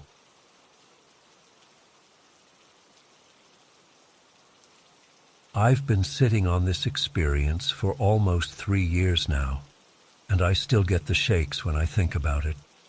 I've never told anyone except my girlfriend, and she thinks I should talk to someone about it. So here I am. I guess typing it out might help me process what happened that night. I grew up in a small town about 40 miles north of Anchorage. It's the kind of place where everybody knows each other's business, and hunting isn't just a hobby, it's a way of life. My dad's been taking me hunting since I was 7. By the time I was 16, I could field dress a deer faster than most of the grown men in our town. Dad always said I was a natural, but the truth is, I just paid attention to everything he taught me. That fall, just after I turned 21, my dad hurt his back pretty bad at the construction site where he worked. Slipped disc. Doctor said he'd be out of commission for at least 6 months. No heavy lifting, no long walks, and definitely no hunting. This crushed him. October is prime hunting season here, and Dad never missed a season in 30 years. One morning, about a week before Dad's birthday, Mom pulled me aside while he was still sleeping. "Your father's more depressed than he'll admit," she whispered. "His birthday's coming up, And I was thinking, what if you went hunting and brought something back for him? It would mean the world to him. I hesitated. I'd never been hunting alone before. Dad was always there, leading the way, making the decisions. But I wasn't a kid anymore, and I knew all the spots well enough. Plus, I'd seen how Dad winced every time someone mentioned hunting season. So I agreed. The plan was simple. I'd leave early on a Friday morning, spend the day hunting, camp overnight, and hopefully return with something on Saturday. Dad's birthday was Sunday, so the timing was perfect. Mom would tell him I was helping a buddy move some furniture, which would explain my absence. I packed everything the night before. My rifle, a Remington 700 that Dad got me for my 18th birthday, ammo, tent, sleeping bag, food, water, first aid kit, knife, and all the other essentials. I double-checked my gear 3 times because Dad's voice was in my head. Being unprepared in the Alaskan wilderness isn't just stupid, it's suicide. I set off at 5:30 a.m. that Friday. The drive to our usual spot took about an hour. It's a remote area with decent access via a logging road that's been abandoned for years. Dad and I always had good luck there. Mostly deer, sometimes moose if we were patient. The morning was crisp, with that clean Alaskan air that makes your lungs feel like they're working for the first time. I parked where we always did, at the end of the logging road. From there, it was a 2-mile hike to get to the good hunting grounds. I shouldered my pack, grabbed my rifle, and started walking. By midday, I'd covered a lot of ground but hadn't seen much worth shooting. A few doe, but I was hoping for a buck to really make Dad proud. I pushed deeper into the woods than Dad and I usually went. I figured the animals might be less skittish farther in. As the afternoon wore on, I started getting concerned. The sun sets early in Alaska in October, and I needed to find a suitable campsite before dark. Around 4:30 p.m., I came across a small clearing that looked perfect. It was maybe 30 feet across, relatively flat, with a small stream about 50 yards away. I set up my tent, gathered some firewood, and cleared a space for a small fire. Nothing big, just enough to keep the insects away and provide a little comfort. I wasn't worried about bears this late in the season, but I still hung my food from a branch about 100 feet from my tent, just like Dad taught me. After eating some beef jerky and a granola bar, I sat by the fire for a while, cleaning my rifle and listening to the woods. It was peaceful, the kind of quiet you don't get anywhere else. I remember thinking this solo hunting trip wasn't so bad after all. I crawled into my sleeping bag around 8:30 p.m. The temperature was dropping fast, but I was warm enough in my gear. I fell asleep almost immediately, tired from the day's hike. I woke up suddenly. My watch said 11:42 p.m. Something had disturbed my sleep, but I wasn't sure what. I lay still, listening. The fire had died down to embers, casting a faint red glow on the walls of my tent. Then I heard it. A twig snapping somewhere in the darkness beyond my campsite. Then another. Something was moving around out there. My first thought was bear, but it didn't sound heavy enough. The footsteps were too light, almost deliberate. I reached for my rifle, which I always keep within arm's reach when camping. More sounds followed, rustling grass, another twig, what sounded like breathing. Whatever it was circling my campsite. I sat up slowly, trying not to make noise. My heart was pounding so hard I could feel it in my throat. Then, silence. Complete silence. Even the normal nighttime forest sounds. Insects, the occasional owl, had stopped. It was like the whole woods was holding its breath. I waited, gripping my rifle, for what felt like forever but was probably only 10 minutes. The silence was almost worse than the noises. At least with the noises I could track whatever was out there. Finally, I started to relax. Maybe it was just a deer or some other harmless animal. Maybe it had moved on. I laid back down, though I kept my rifle close. Just as I was drifting back to sleep, I heard another twig snap, closer this time. And then, hello, a child's voice, clear as day, right outside my tent. I froze. Every hair on my body stood up. There shouldn't be a child out here. We were miles from the nearest road, in the middle of nowhere. Hello. The same voice, the same intonation. Exactly the same. Like a recording being played back. There was something wrong about it. Something mechanical and lifeless. I sat up again, this time raising my rifle and pointing it toward the voice. "Who's there?" I called out, trying to sound authoritative despite my fear. No response, just silence again. "I'm armed," I warned. "Identify yourself." More silence. Then, from a slightly different direction, "Hello." That's when I noticed something odd about the embers of my fire. They seemed to be dimming, as if something was blocking their light from outside the tent. Before I could process what that meant, my tent wall ripped open with a sound like tearing fabric. Dark claws, at least that's what my brain registered them as, tore through the nylon like it was tissue paper, and then I saw it. God, I wish I hadn't seen it. The creature was humanoid, but definitely not human. Its skin was a sickly ash gray, stretched tight over a skeletal frame. Its eyes were pure white, no pupils, no irises, just milky orbs that somehow still seemed to focus on me. Its head was hairless, covered in what looked like pockmarks or small craters. But its mouth, Jesus, its mouth was the worst part. A slack jaw that hung open too wide, dripping some kind of viscous slime that glistened in the dying firelight. I didn't think. I just reacted. I fired my rifle directly at its chest. The sound was deafening in the small tent.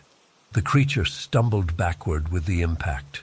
It made a noise, not a scream or a growl, but a high-pitched whine that sounded electronic, like feedback from a microphone. Then it collapsed just outside my torn tent. I sat there for a few seconds, ears ringing from the gunshot, body trembling. Then survival instinct kicked in. I needed to make sure it was dead. If it wasn't, I needed to finish it off. I crawled out of the tent, rifle ready. The clearing was dimly lit by the moon and the dying embers. I could see where the creature had fallen. There was a small pool of something dark that I assumed was blood, but the creature itself was gone. I spun around, searching the darkness. Nothing. Just the trees swaying slightly in the breeze, and that small puddle of what I now saw wasn't blood at all. It was the same viscous slime that had been dripping from its mouth, black in the moonlight. I don't know how long I stood there, scanning the woods, before I realized I was making myself a target. If that thing was still alive, still out there, I was exposed.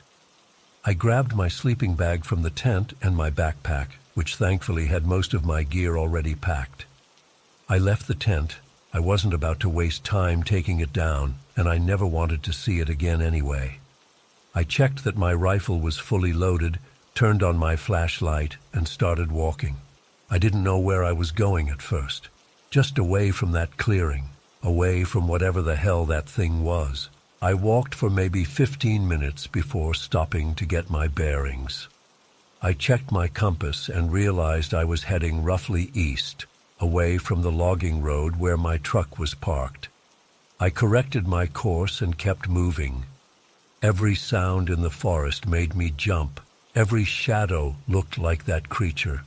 I walked through the night, stopping only when absolutely necessary to check the compass or drink some water.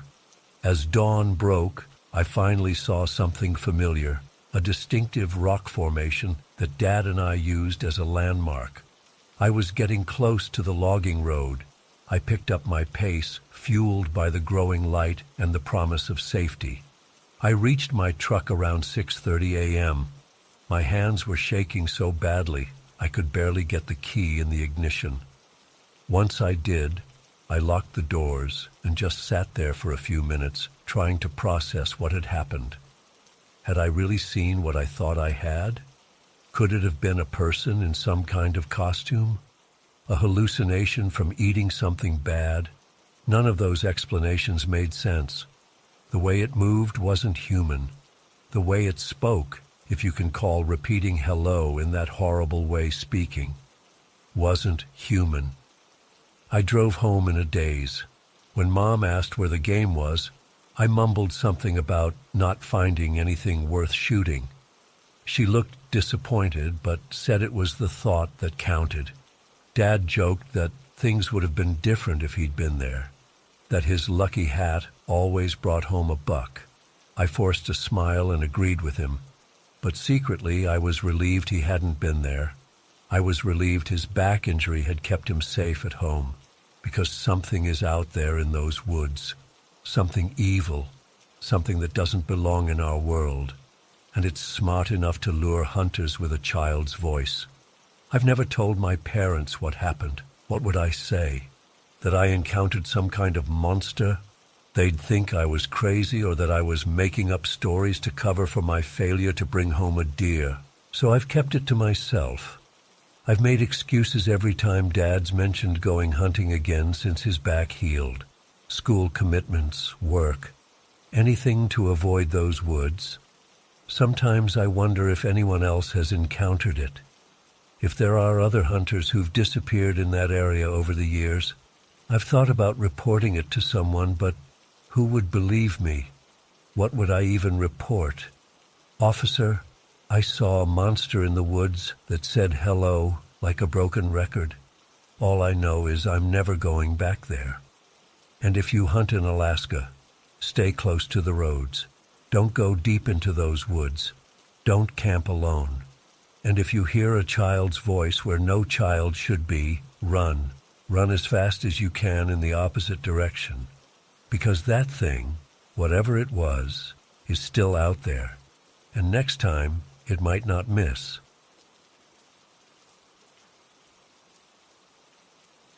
I never believed in the paranormal before that night.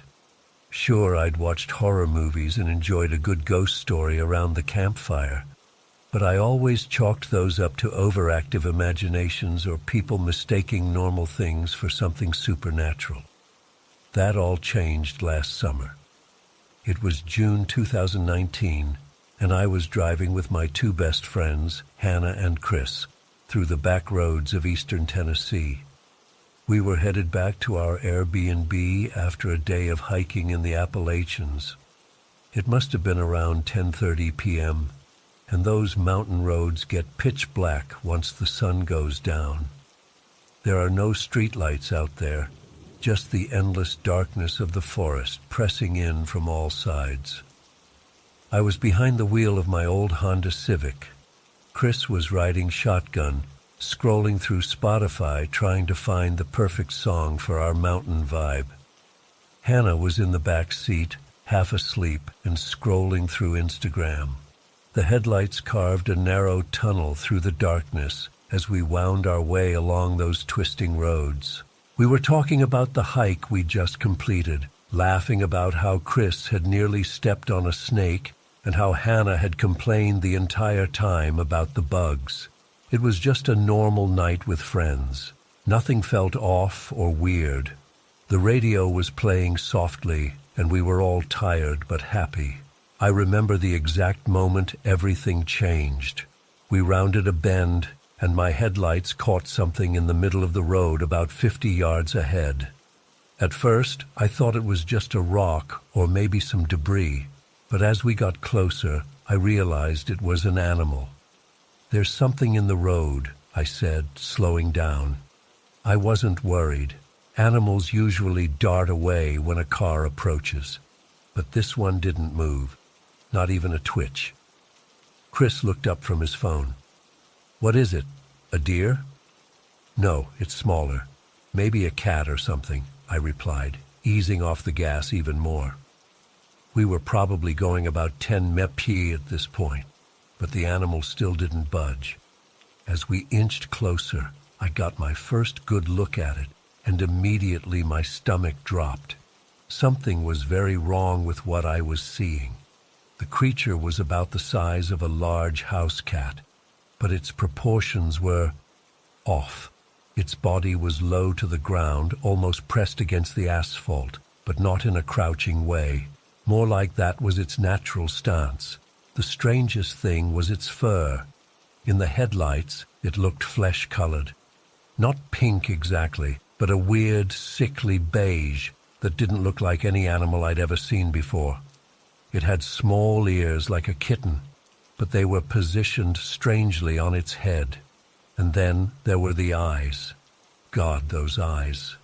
They reflected my headlights, but not in the normal way animal eyes do. They were bright red-orange with little yellow twinkles inside them, like there were actual flames burning in its eye sockets. I know how that sounds, but that's exactly what it looked like the pits of hell were burning inside this thing's head. The creature remained completely motionless as we approached. Not the frozen in fear kind of motionless that you'd expect from an animal caught in headlights. This was different. It was like it was deliberately standing its ground, watching us. "What the hell is that?" Chris whispered, leaning forward in his seat. I didn't answer. I couldn't. My throat had gone completely dry. The car was now crawling along at maybe 5 mph, and we were almost upon the creature. "Just go around it," Chris suggested, his voice unusually tight. I nodded and carefully steered to the left to give the thing a wide berth. As we passed by, it still didn't move, not even to turn its head to follow our car. Those burning eyes just stared straight ahead at where we had been. No one in the car spoke as we passed it. I glanced in my rear-view mirror, and the creature was still there, motionless in the middle of the road. The red-orange glow of its eyes was visible even from behind. We had driven maybe 5 seconds past it when Chris suddenly yelled, "What the fuck was that?" His outburst made me jump, and I nearly swerved off the road. Hannah, who had been looking at her phone and hadn't seen the creature, jerked her head up. "What? What happened?" "That thing back there," Chris said, twisting in his seat to look out the rear window. "Leo, pull over. I want to get a picture." "No way," I said firmly, gripping the steering wheel tighter. Every instinct in my body was screaming at me to keep driving, to get as far away from that thing as possible. Hannah was leaning between the front seats now, trying to see out the back window. "What did you guys see?" "There was this weird cat thing in the road," Chris explained, still looking back. "It had these freaky eyes and didn't move at all." Hannah turned to look out the rear window. "I don't see anything." I checked my rearview mirror again, and she was right. The road behind us was empty. The creature was gone. "It was just there," I said, feeling a chill run up my spine. It was literally just sitting in the middle of the road. "Well, it's not there now," Hannah said. "What did it look like?" As Chris described what we'd seen, I kept driving, pushing the speed limit a bit more than I should have on those winding roads. Something about that creature had deeply unsettled me. It wasn't just that it looked strange. There was something fundamentally wrong about it, like it didn't belong in our world. "Maybe it was a bobcat," Hannah suggested when Chris finished. "They can look weird in headlights." "It wasn't a bobcat," I said, shaking my head. "I've seen bobcats before. This wasn't that." "Mountain lion?" She tried again. "No," Chris and I said in unison. "It was the size of a house cat," I explained. "But it didn't look like any cat I've ever seen. Its fur was like the color of skin. And those eyes, they looked like they were on fire," Chris finished for me, "like literally burning." Hannah was quiet for a moment. You guys are freaking me out. Are you sure it wasn't just some normal animal that looked weird because of the headlights? I know what I saw, I insisted, though I was already starting to doubt myself. Had the creature really looked that bizarre, or was my mind exaggerating it now? When we got back to the Airbnb, Hannah's mom was still up. She was staying in the area too, visiting some relatives while we did our hiking trip. She was sitting on the porch with a glass of wine, enjoying the cool mountain air. "How was the hike?" she asked as we trudged up the steps. "Great," Hannah replied, "but Leo and Chris think they saw some kind of demon cat on the drive back." I shot her an annoyed look, but her mom's reaction caught me completely off guard. The smile dropped from her face, and she set her wine glass down with a shaky hand. "What did you see?" she asked, her voice suddenly serious. "Exactly what did it look like?" Chris and I exchanged glances. Then I described the creature again, the flesh-colored fur, the kitten-like ears, the burning eyes, how it had stayed completely still as we drove around it. Hannah's mom had gone pale. "Where was this?" she asked. I told her the approximate location, about 15 miles east of the Airbnb, on that winding back road that cuts through the forest. She sat back in her chair, staring off into the darkness beyond the porch. "I saw it too," she said quietly, 30 years ago. The four of us sat in stunned silence for a moment. Hannah was the first to speak. "Mom, what are you talking about?" Her mom took a long sip of wine before answering. "I was about your age, maybe 19 or 20. My cousin and I were driving through the mountains not far from where you saw it. It wasn't in the road for us, though. It was peeking out from some bushes by the side of the road." "Are you serious right now?" Hannah asked, looking between her mom and us, like she was waiting for someone to admit this was all a joke. "Dead serious," her mom replied. "It had that same strange skin-colored fur, those small ears, and the eyes, just like you described, like the pits of hell burning inside them." My skin crawled as she echoed almost exactly what I'd thought when I saw the creature. "What did you do?" I asked. "We kept driving," she said. "My cousin saw it too, and we both agreed never to take that road again. We told my grandfather about it later, and he got real quiet. He was part Cherokee, and he said there were things in these mountains that had been here long before people arrived. Things that didn't like us very much." Chris leaned forward. "What things?" "Did he know what it was?" Hannah's mom shook her head. "He wouldn't talk about it anymore after that. Just told us to stay on the main roads and not to go into the forest at night."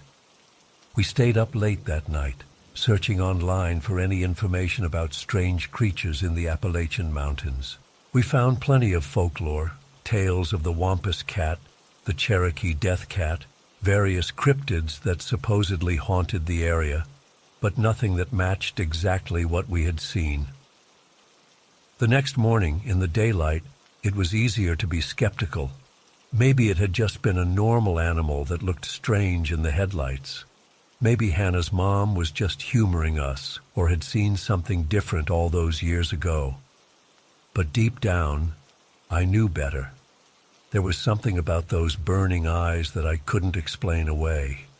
We completed our vacation without any other strange encounters, but I couldn't stop thinking about what we'd seen. Back home, I continued researching, reaching out to local historical societies and even a couple of cryptozoologists. Most dismissed my story or offered mundane explanations. A bobcat with an eye condition, a fox with mange that made its fur look strange. But a few people reached out with similar stories, not identical, but close enough to make me believe that whatever we saw that night, others had encountered it too. It's been over a year now, and I still don't have an explanation for what we saw on that Tennessee back road. I've gone back and forth between rational explanations and supernatural ones, but nothing quite fits. Chris refuses to talk about it anymore. He says thinking about those eyes gives him nightmares. Hannah still thinks we saw a normal animal and just spooked ourselves despite her mom's story. As for me, I can't forget it. Sometimes when I'm driving at night and my headlights catch something by the side of the road, my heart stops for a second, afraid I'll see that flesh-colored creature with the burning eyes again. I don't know what it was, some unknown species, a spirit or something else entirely, but I know what I saw was real. And sometimes late at night, I find myself wondering if it was there in 2019 and it was there 30 years before that, is it still out there in those mountains, waiting for someone else to drive by?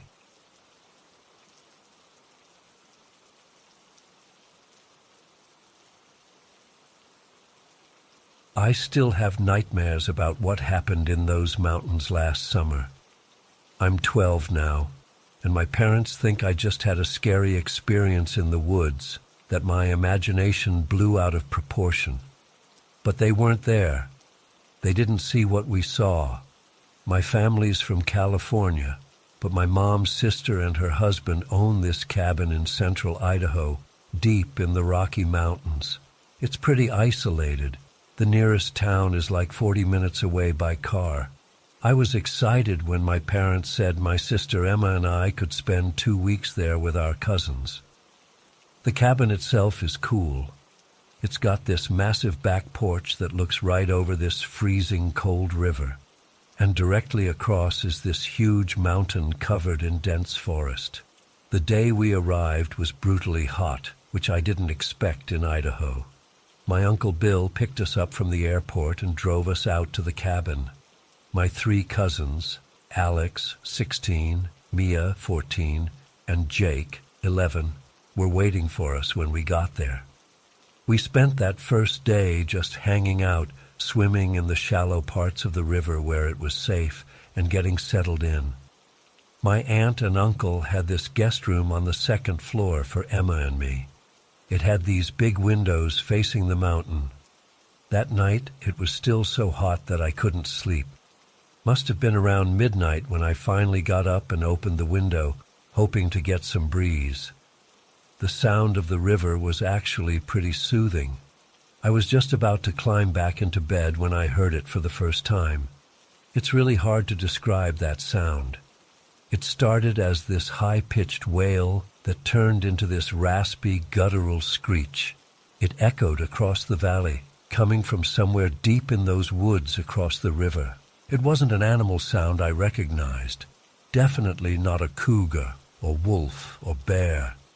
It wasn't human either, not even close. It was like if pure hatred could make a sound. That's the best way I can put it. I ran to Emma's bed and shook her awake, but by the time she sat up, the sound had stopped.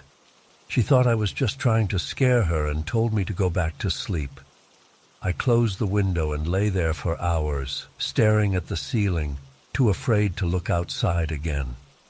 The next morning at breakfast, I asked my uncle if there were any dangerous animals in the woods. He said there were black bears and mountain lions, but they usually avoided people. When I tried to describe the sound I'd heard, he just laughed and said it was probably just an elk, or maybe even the wind playing tricks on me. My cousins seemed more interested, especially Alex, who'd always been into hunting and tracking. Did it sound like this? Alex pulled out his phone and played some YouTube videos of different animal calls, but none of them matched what I'd heard.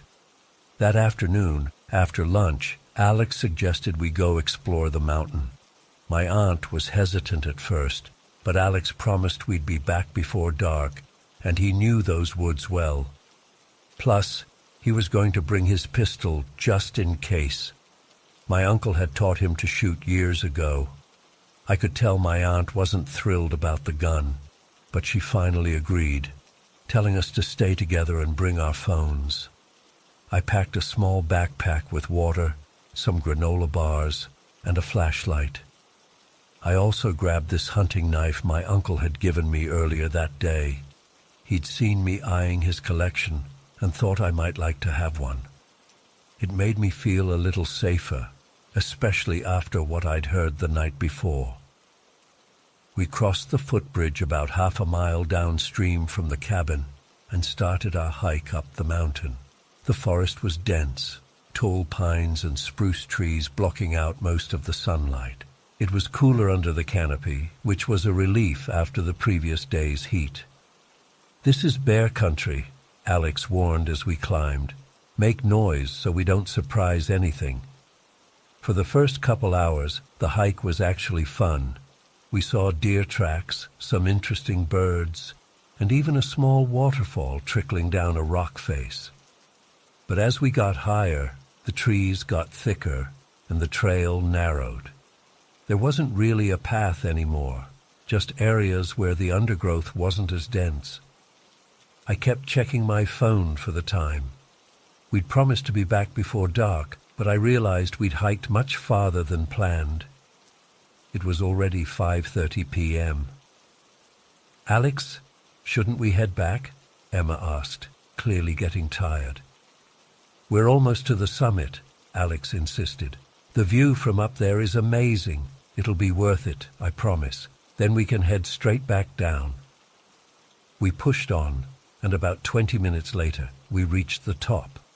Alex was right. The view was incredible. We could see the cabin far below, the river snaking through the valley, and mountains stretching for miles in every direction. The sun was starting to sink lower in the sky, casting long shadows across the landscape. "Okay, time to head back," Alex said after we'd rested for a few minutes and taken some pictures. "We'll take a more direct route down. It's steeper but faster." We started our descent, moving quickly now. The forest seemed different on this side of the mountain, darker, with more undergrowth and fallen trees to navigate around. About halfway down, I started to get this feeling. It's hard to explain, but it was like that sensation when you know someone's watching you. I stopped and looked around, but I couldn't see anything unusual. The others had gotten a bit ahead of me. "Guys, wait up," I called, hurrying to catch them. That's when we heard it again, that same horrible screech I'd heard the night before. But this time it was much louder, much closer, and it wasn't just a single cry. It continued, rising and falling in pitch, almost like it was communicating something. "What the hell was that?" Mia gasped. Even Alex looked scared now. "I don't know, but we need to move. Now."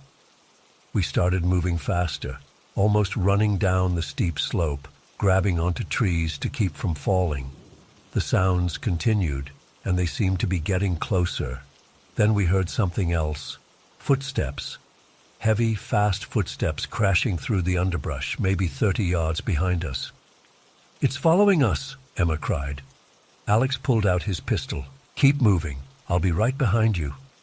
He fired 2 shots into the air. The footsteps stopped momentarily, but then they resumed, even faster than before. "It didn't scare it off," Alex said, his voice shaking. "Just run." We ran as fast as we could down that mountain. Jake tripped and skinned his knee badly, but Alex pulled him up and we kept going. The thing behind us was getting closer. We could hear branches breaking, leaves rustling, and that terrible screeching growing louder. As we neared the bottom of the mountain, I risked a glance back. Through the trees, I saw movement. Something large, moving on 2 legs. It wasn't a bear. It wasn't anything I recognized. "The bridge is still half a mile downstream," Alex panted as we reached the edge of the forest. "We'll never make it before that thing catches up." The river stretched before us, about 30 feet across, with a strong current. On the other side was the relative safety of the open land leading to the cabin. "We have to swim across," Alex decided. "It's our only chance." None of us argued. We could hear the creature getting closer, and now we could see its shadow moving between the trees at the forest edge. "Drop your backpacks," Alex commanded. "Keep your phones if you can. On 3, we all go in together." The water was shockingly cold, like being stabbed with 1,000 ice needles at once. The current was strong, pulling at my clothes, trying to drag me downstream. I'm a decent swimmer, but this was terrifying. Jake was struggling, so Mia and Alex helped him. Somehow we all made it to the other side, soaking wet and freezing, but alive. We dragged ourselves onto the opposite bank and turned back toward the forest. That's when we finally saw it clearly. Standing at the edge of the trees was, I don't even know how to describe it. It was tall, 7 feet at least. Its body was covered in dark, matted fur, but it stood upright on 2 legs. Its arms hung down almost to its knees, ending in hands with claws like a bear's, but longer, more like razors. Its face, God, its face was the worst part. It had this elongated snout filled with jagged teeth, and its eyes glowed red in the dimming light. It paced back and forth at the river's edge, like it was considering whether to cross. Alex raised his gun with shaking hands and fired twice. I don't know if he hit it or not, but the creature let out one final, ear-splitting screech that made my blood turn to ice, then turned and disappeared back into the forest. We ran all the way back to the cabin, soaking wet and crying. My aunt and uncle were frantic when they saw us. We tried to explain what had happened, but our stories came out jumbled and hysterical. My uncle grabbed his rifle and drove down to the bridge, crossing over to check the area where we'd seen the creature. He came back an hour later, saying he hadn't found anything except some broken branches and what might have been large footprints, but it was too dark to tell for sure. That night, my aunt and uncle let all 5 of us sleep in the living room together. None of us wanted to be alone. I lay awake most of the night, listening for that screech again, but it never came. The next morning, my uncle and a couple of his friends went back to search the area in daylight. They found some strange tracks near where we'd seen the creature. Large, deep impressions that my uncle said didn't match any animal he knew. But they dismissed it as probably a bear that had been standing on its hind legs.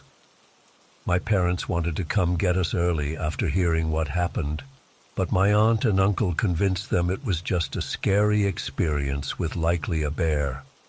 We stayed the full 2 weeks, but none of us would go near that mountain again. At night, we kept all the windows closed despite the heat. I never heard that screech again during our stay, but sometimes when I was alone, I'd catch a glimpse of something moving at the edge of the forest across the river. Maybe it was just my imagination. Maybe. It's been 4 months since then. I still have nightmares about those glowing red eyes and that horrible sound.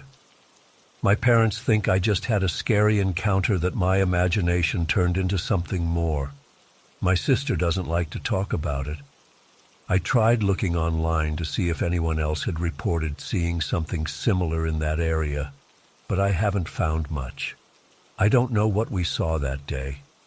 All I know is that it wasn't a bear or a mountain lion or any normal animal. Whatever it was, it hunted us. It was intelligent enough to track us, to try to cut us off from the bridge.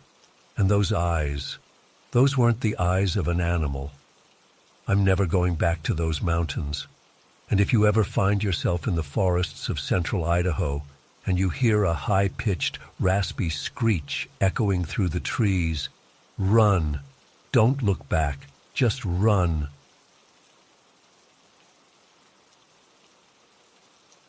I still get goosebumps thinking about what happened that night last March. I've tried telling a few friends, but they either think I'm making it up or they say I was just tired and imagining things. I know what I saw, though, what our whole family saw. We live about 15 miles outside of Gallup, New Mexico, on a small piece of land my grandfather bought back in the 70s. It's nothing fancy, just a simple house with some land around it.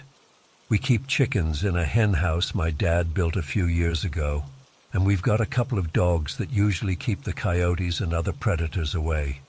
My uncle lives with us too, along with my grandmother, who's been with us since my grandfather passed. That night started like any other. We had dinner around 6:30. My mom made her famous green chili stew, and afterward, my dad and uncle sat in the living room watching a basketball game while I helped Mom clean up. My little brother was playing some game on his phone, and Grandma was knitting in her rocking chair like she always does in the evenings. Around 10 p.m., we were all getting ready for bed when the dogs started going crazy outside. I mean, they bark at stuff all the time, rabbits, coyotes, sometimes even just the wind. But this was different. Rex and Luna were making this weird mix of barking and whining I'd never heard before. They sounded scared, not just alert. Dad looked at my Uncle Joe and said, "We better check it out." I grabbed my jacket and followed them outside, and my younger brother Marco came too, even though Dad told him to stay inside. The night was clear and cold, with a bright moon overhead that cast sharp shadows across our yard. The dogs were at the edge of the property near the trees, barking toward the darkness beyond. They wouldn't go any closer to the tree line, which was weird because normally Rex will chase anything. "Probably coyotes trying to get at the chickens again," Uncle Joe said, shining his flashlight toward the hen house. The light beam cut through the darkness, but I couldn't see anything moving out there. We walked over to check on the hen house first. Everything looked secure. The gate was closed, and I could hear the chickens inside, sounding slightly agitated but not panicked. Dad rattled the latch just to be sure. "Let's check the trees," he said, and we moved toward where the dogs were still barking. As we got closer, Rex suddenly stopped barking and started whining, backing up behind us. Luna did the same. That's when I saw movement among the trees, just a flash of something ducking behind a trunk about 30 yards in. It was quick, but in the moonlight it looked tall. "There's something there," I said, pointing. Dad and Uncle Joe peered into the darkness. "Could be a coyote," Dad said, but he didn't sound convinced. Uncle Joe picked up a rock and threw it toward where I'd seen the movement. The rock hit a tree with a loud crack. Something rustled in the branches, and for a split second, I thought I saw something dark move between two trees. "You see that?" I asked. "Probably just scared it off," Uncle Joe said, though he was squinting like he was trying to get a better look. We stood there for a few more minutes, listening and watching. The dogs had calmed down a bit but were still on edge. After not seeing anything else, Dad decided we should head back inside. "Whatever it was, it's gone now. Let's get some sleep." I couldn't shake the feeling that we were being watched as we walked back to the house. I kept turning around, expecting to catch something following us, but there was nothing there, just the moonlight and shadows. Back inside, Grandma was waiting by the window. She didn't say anything, but I could tell she was worried. She just asked if everything was okay, and Dad told her it was probably just a coyote. I tried to fall asleep, but my mind kept replaying what I'd seen, or thought I'd seen, in the trees. It was around 1:30 a.m. when I finally started drifting off. Then it happened. The sound jolted me awake. A violent rustling from the direction of the trees, like someone was thrashing through the branches. But this wasn't some animal moving through underbrush. The noise was up high in the tops of the pines that border our property. Branches were snapping and limbs were whipping against each other violently. It sounded like something big was moving through the treetops. Our dogs erupted into frenzied barking again. I jumped out of bed and ran to my window, which faces the back of our property.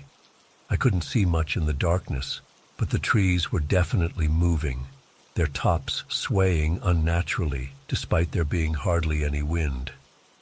Dad was already in the hallway when I opened my door.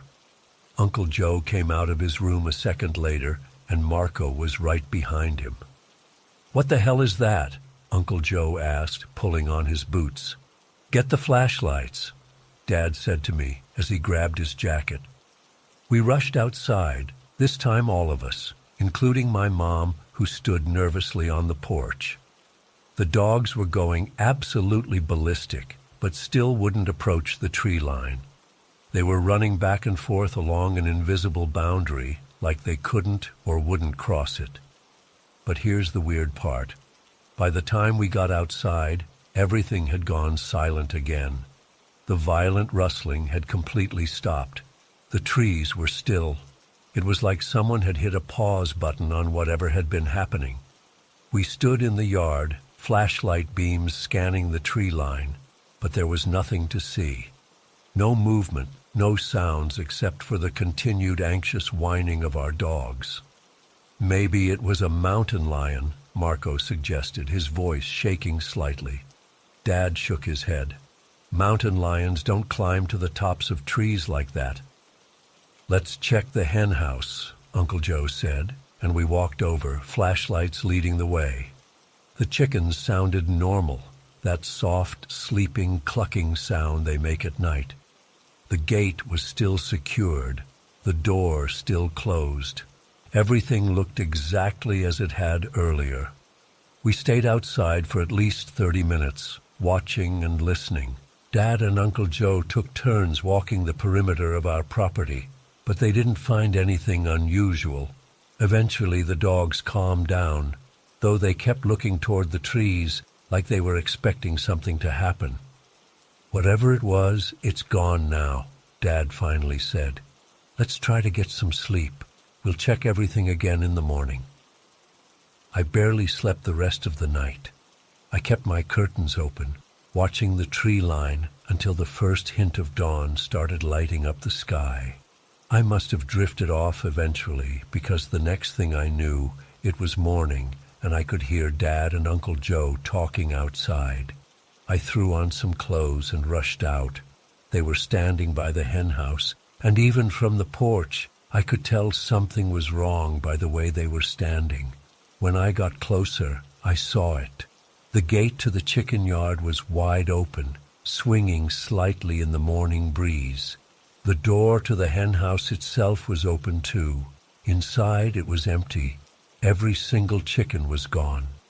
Could be coyotes, Dad said, but he didn't sound convinced, though I've never seen them open a latch before.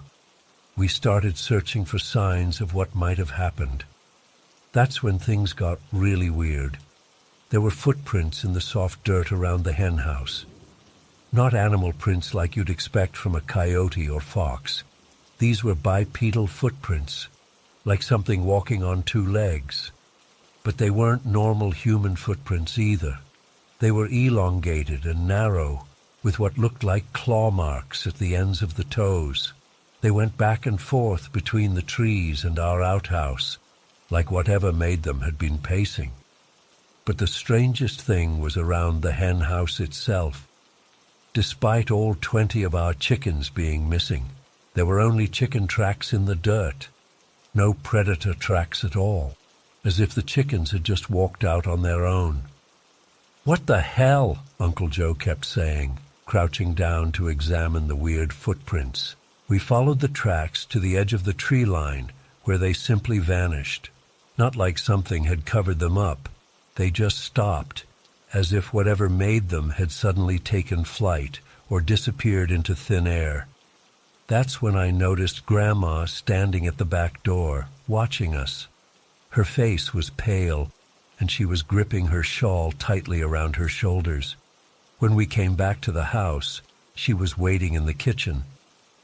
"It was a skinwalker," she said quietly in Navajo. "My grandmother doesn't speak English much, even though she understands it. She prefers to stick to Navajo, especially when she's upset." The room went silent. I've grown up hearing stories about skinwalkers, evil witches from Navajo beliefs who can take the form of animals. They're feared even by people who claim not to believe in the old ways, but I'd always thought of them as just stories meant to scare kids into behaving. "Shimasa ni," I started, using the Navajo word for grandmother. "Are you sure?" She nodded firmly. I saw it from my window, tall, not a person, not an animal, moving wrong. She made a gesture with her hands that somehow conveyed something unnatural. It called the chickens out. They followed it like it was their friend. A chill ran down my spine. I remembered how the chickens had sounded normal last night when we checked them, not panicked like they would be with a predator. Grandma went to her room and came back with a small pouch of what I knew was corn pollen, a sacred substance used in Navajo prayers and ceremonies. She walked slowly outside, and we followed her. At the edge of our property, facing the trees, she sprinkled some of the pollen on the ground and began a prayer in Navajo. When she finished, she turned to us. "Now all of you must yell in Navajo, 'Go away, go bother someone else.'" We did as she instructed, even Marco, who usually rolls his eyes at the traditional stuff. We all shouted the Navajo phrase toward the trees, our voices echoing in the morning air. After that, Grandma insisted we go inside and that no one should go near the tree line for at least a day. Dad wanted to report the missing chickens to the tribal police, but Grandma was adamant that we shouldn't. "Drawing attention brings it back," she said. That night we closed all the curtains and blinds. Grandma put small pouches of herbs above each door and window. The dogs stayed inside with us, which they never do normally. Nothing happened that night or in the days that followed. Dad built a new, more secure hen house closer to the main house, and eventually we got new chickens. But sometimes, when I look out toward those trees, especially at dusk, I swear I can see something moving just at the edge of my vision. Something tall and not quite natural. We never found our chickens or any remains. No feathers, no blood, nothing. They were just gone, like they'd never existed. And those footprints, I can still see them clearly in my mind. Too long, too narrow to be human, with those strange claw marks at the toes. I don't go out alone at night anymore, and when the dogs start barking at something in the darkness, I make sure all the doors and windows are locked. Sometimes I wonder if it's still out there, watching us, waiting, and what it might want next time.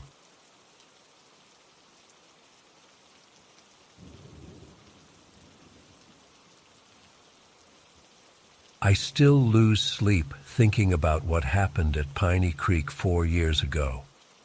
My therapist says writing about traumatic experiences can help, so here goes. I've never shared this with anyone outside our group because honestly, who would believe it? It was supposed to be a fun spring break trip. Just me, Leah, my best friend since middle school, Kathy, who we met freshman year, and Jennifer, Leah's cousin who'd recently moved to our town. We weren't party girls, just wanted a few days away from parents and homework before senior year finals crushed us.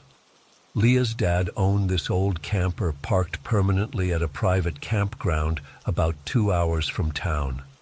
It wasn't fancy, just a double-wide trailer thing with 3 small bedrooms, a tiny bathroom, and a kitchen-living room combo.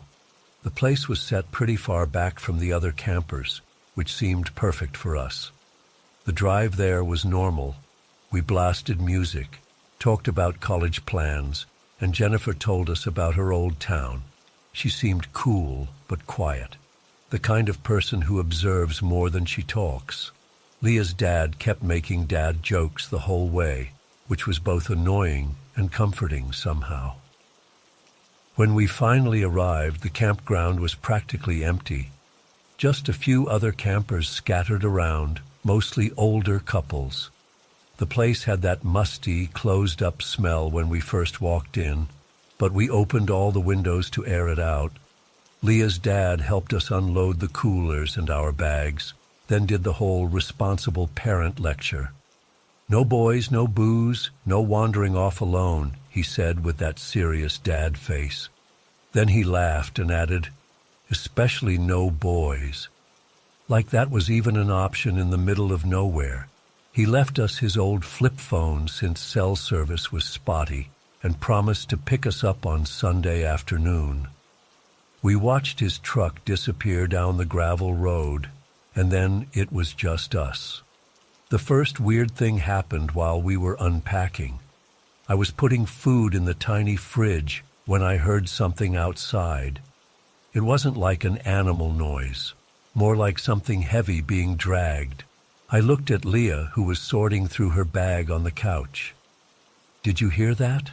I asked. She paused for a second, head tilted. The sound came again, a scraping, dragging noise that seemed to circle around the side of the camper. "Probably just the wind moving something," she said, but her voice sounded strange, like she was trying too hard to be casual. What was weirder was how quickly she dismissed it. Leah's normally the jumpy one who makes us check behind shower curtains. I went to the window but couldn't see anything. "Should we check it out?" "No," Leah almost shouted, then immediately softened her tone. "I mean, it's nothing. Let's finish unpacking."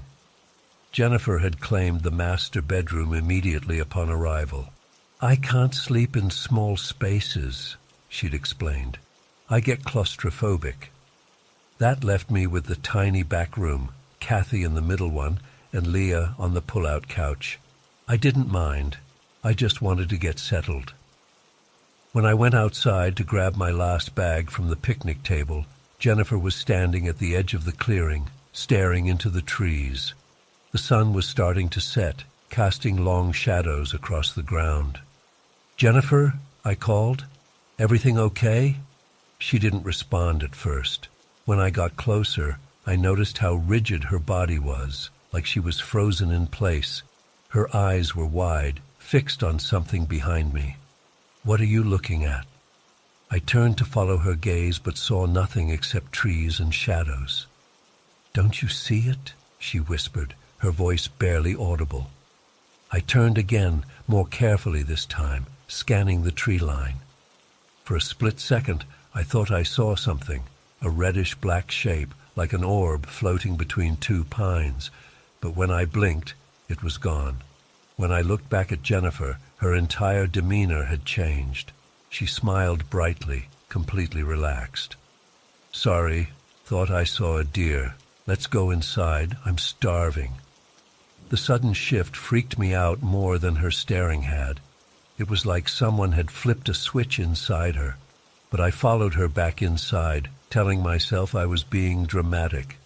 We made spaghetti for dinner, laughing and talking about school drama. Everything felt normal again. After eating, Kathy pulled out cupcakes her mom had made, and we left them on the counter for later. We were too full from dinner to eat them right away. By 11 p.m., we were all tired from the drive and decided to turn in. The camper had thin walls, so I could hear Kathy's TV playing softly in the next room. I knocked on the wall twice, our signal to turn it down, and everything went quiet. Too quiet, actually, like the whole forest had suddenly gone silent. That's when I heard it. A scream, but not human. It was high-pitched and hollow, like it was coming from something that was trying to imitate a human voice, but couldn't quite get it right. It lasted maybe 5 seconds, then stopped. I lay there, heart pounding, waiting to hear if anyone else had noticed. Nobody came out of their rooms, so I convinced myself it was just some weird animal. The woods have all kinds of creatures that make strange noises, right? But deep down, I knew this wasn't a fox or a bobcat. This was something else. I must have eventually fallen asleep, because the next thing I remember is waking up to noises in the kitchen. My phone said 3:17 a.m. At first, I thought maybe someone was getting a midnight snack, but the sounds weren't right. It wasn't the refrigerator opening or silverware clinking.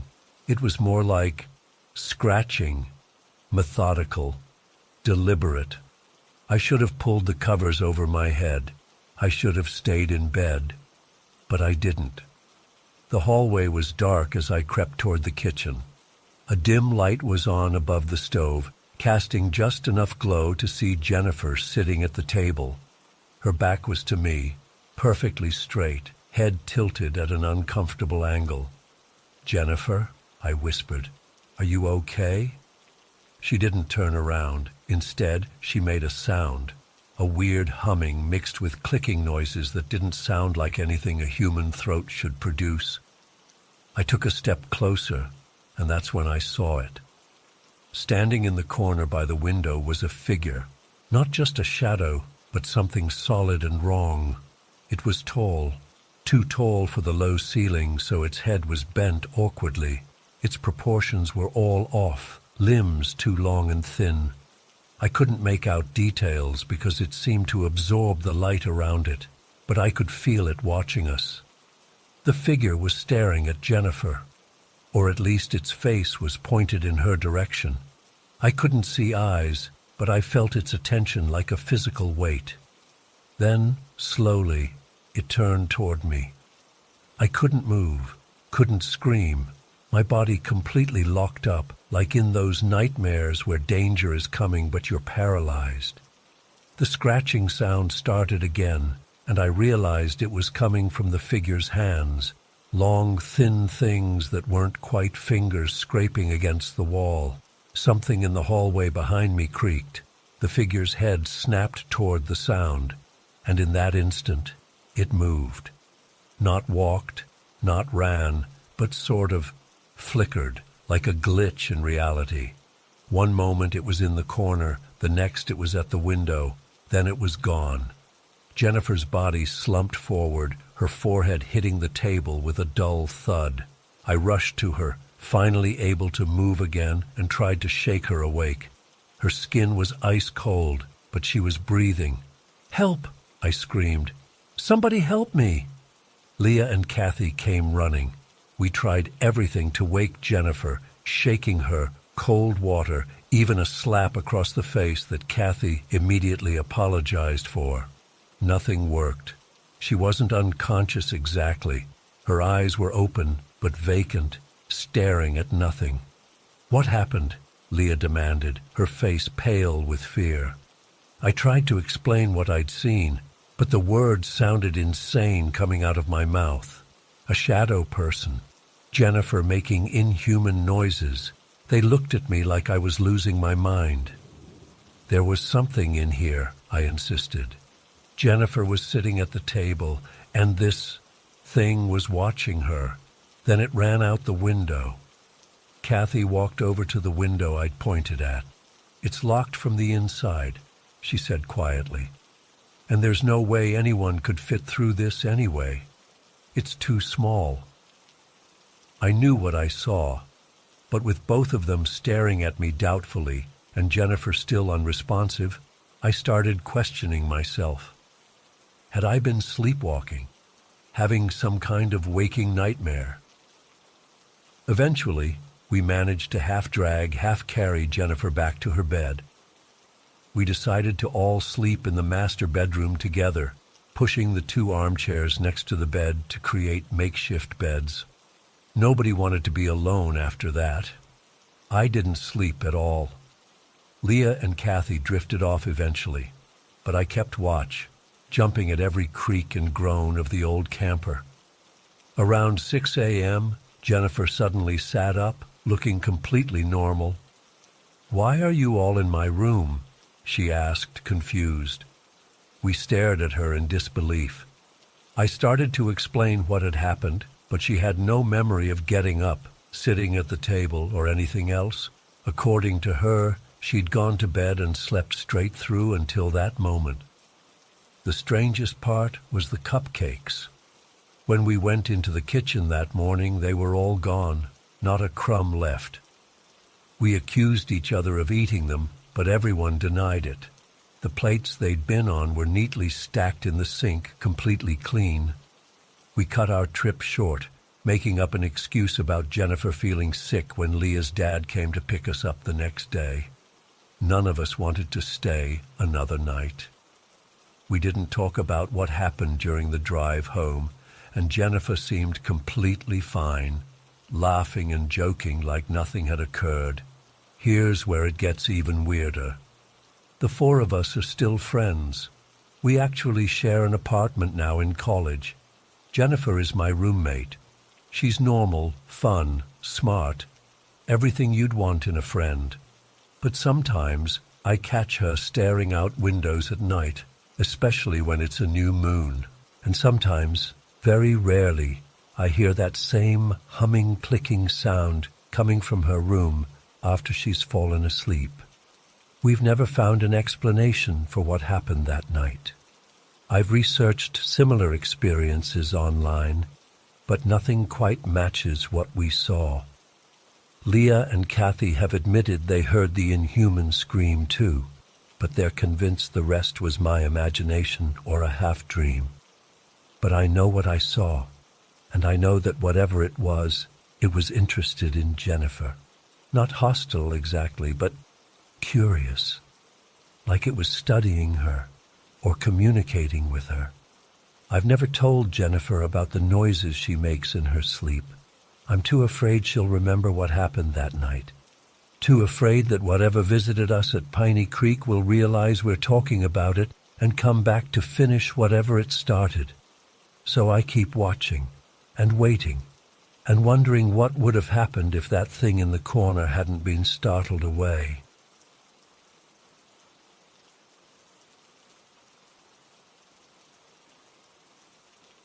I still don't know what it was. I've tried convincing myself it was just a big dog, maybe something like a Newfoundland mix that got loose. But dogs don't just appear. They don't watch you like that, and they definitely don't make you feel like prey. This all happened last summer. My girlfriend Jen and I used to go to this park on the edge of town almost every weekend. Riverside Park, it's called, though the actual river is more like a sad little creek that runs along the west side. The park itself is pretty big, about 30 acres, with a playground area near the entrance, some baseball fields in the center, and then this more wild, overgrown section in the back that borders a small forest. We liked going there in the evenings because it was usually empty by then. Sometimes we'd bring a blanket and just chill on the grass. Sometimes we'd smoke a little weed. I know, not exactly legal, but the park was basically deserted after 7 p.m. It was our thing, you know, our little escape from roommates and work stress. The first time we saw it was back in early June. We were sitting on one of the wooden benches near the back baseball field. It was almost sunset, that golden hour where everything looks kind of hazy and beautiful. We'd smoked a little, nothing crazy, just enough to feel relaxed. I remember I was showing Jen something on my phone when she suddenly grabbed my arm. "Matt," she whispered, "what is that?" I looked up and saw something standing at the edge of the tree line, maybe 50 yards away. At first, I thought it was just a big black dog, like really big. Bigger than any dog I'd ever seen before. It was just standing there, completely still, watching us. "It's just someone's dog," I said. But even as the words came out, something felt off. For one thing, there was nobody else around, no owner calling for it, no leash dragging behind it, and it was so perfectly still. "I don't think so," Jen said. "Look at its eyes." I couldn't really make out its eyes from that distance, but there was something about the way it was positioned, facing us directly, head slightly lowered, that made my skin crawl. We watched it for maybe 30 seconds, and it didn't move at all. Not a tail wag, not a head turn, nothing. "Let's go," I said, suddenly not wanting to be there anymore. As we stood up and started walking toward the parking lot, I kept glancing back. The thing started to move, keeping pace with us but staying at the same distance. It wasn't running or even trotting like a normal dog would. It was just keeping up somehow, staying in the shadows of the trees. We made it to the car without incident, but I remember how quiet it was. Usually there are crickets, distant traffic sounds, something.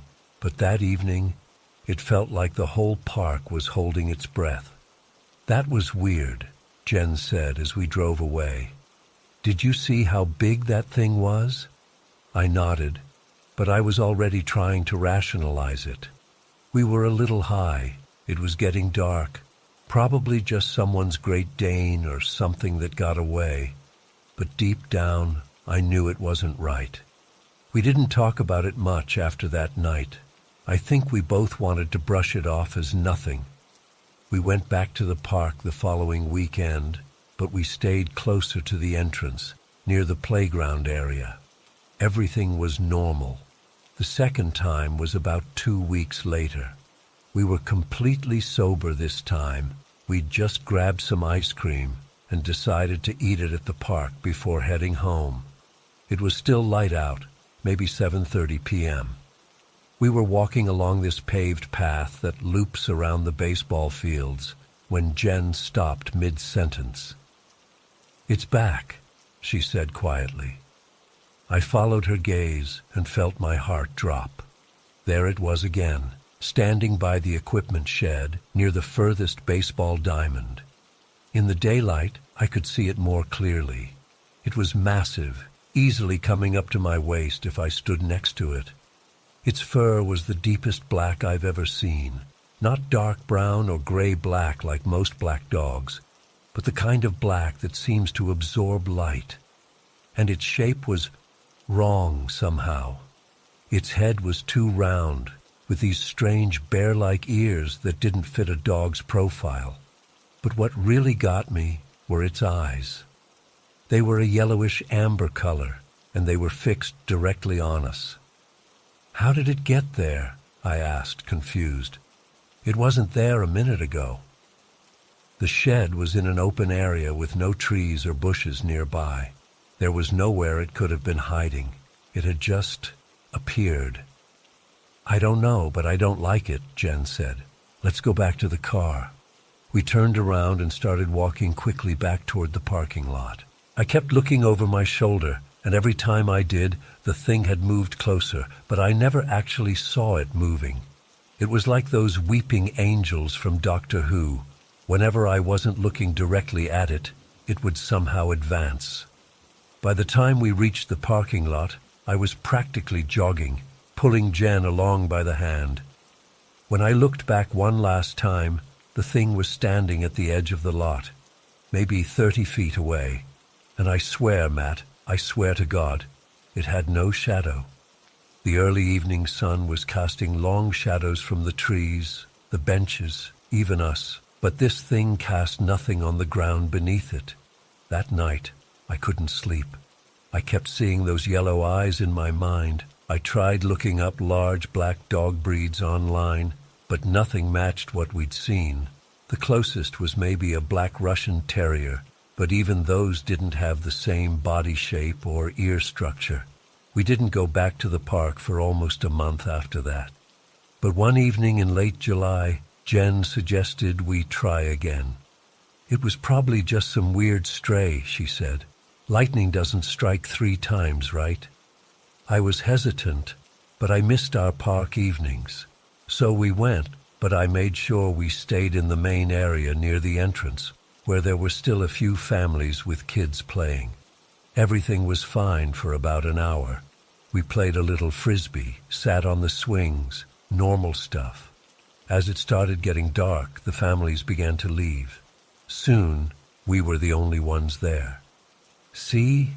Everything's fine," Jen said, squeezing my hand. I started to relax. Maybe we had just been freaking ourselves out. Maybe it really was just someone's dog that had gotten loose those other times.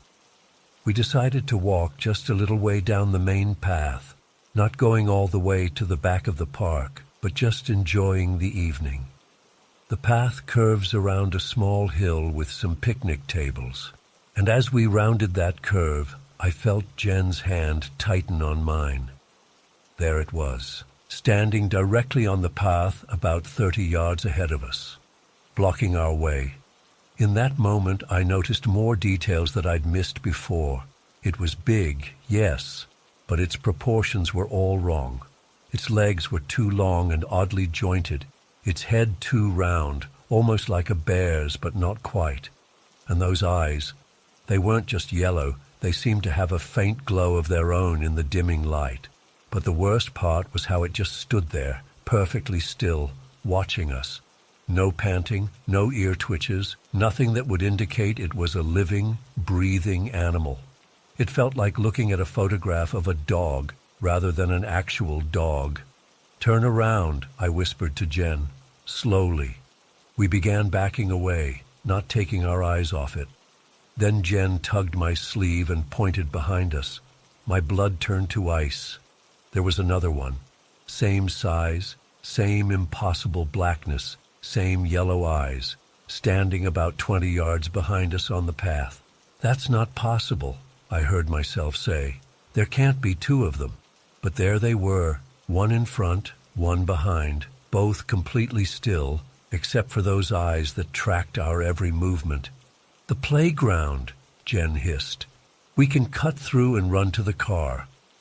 The playground was to our right, through a grassy area. We'd have to leave the path, but it was our only option. We started moving sideways, step by step, watching both creatures. And that's when the one behind us finally moved. It wasn't a normal animal movement, not a trot or a run. It was almost like it glided forward, its paws not quite touching the ground. The one in front started moving too, both closing in on us.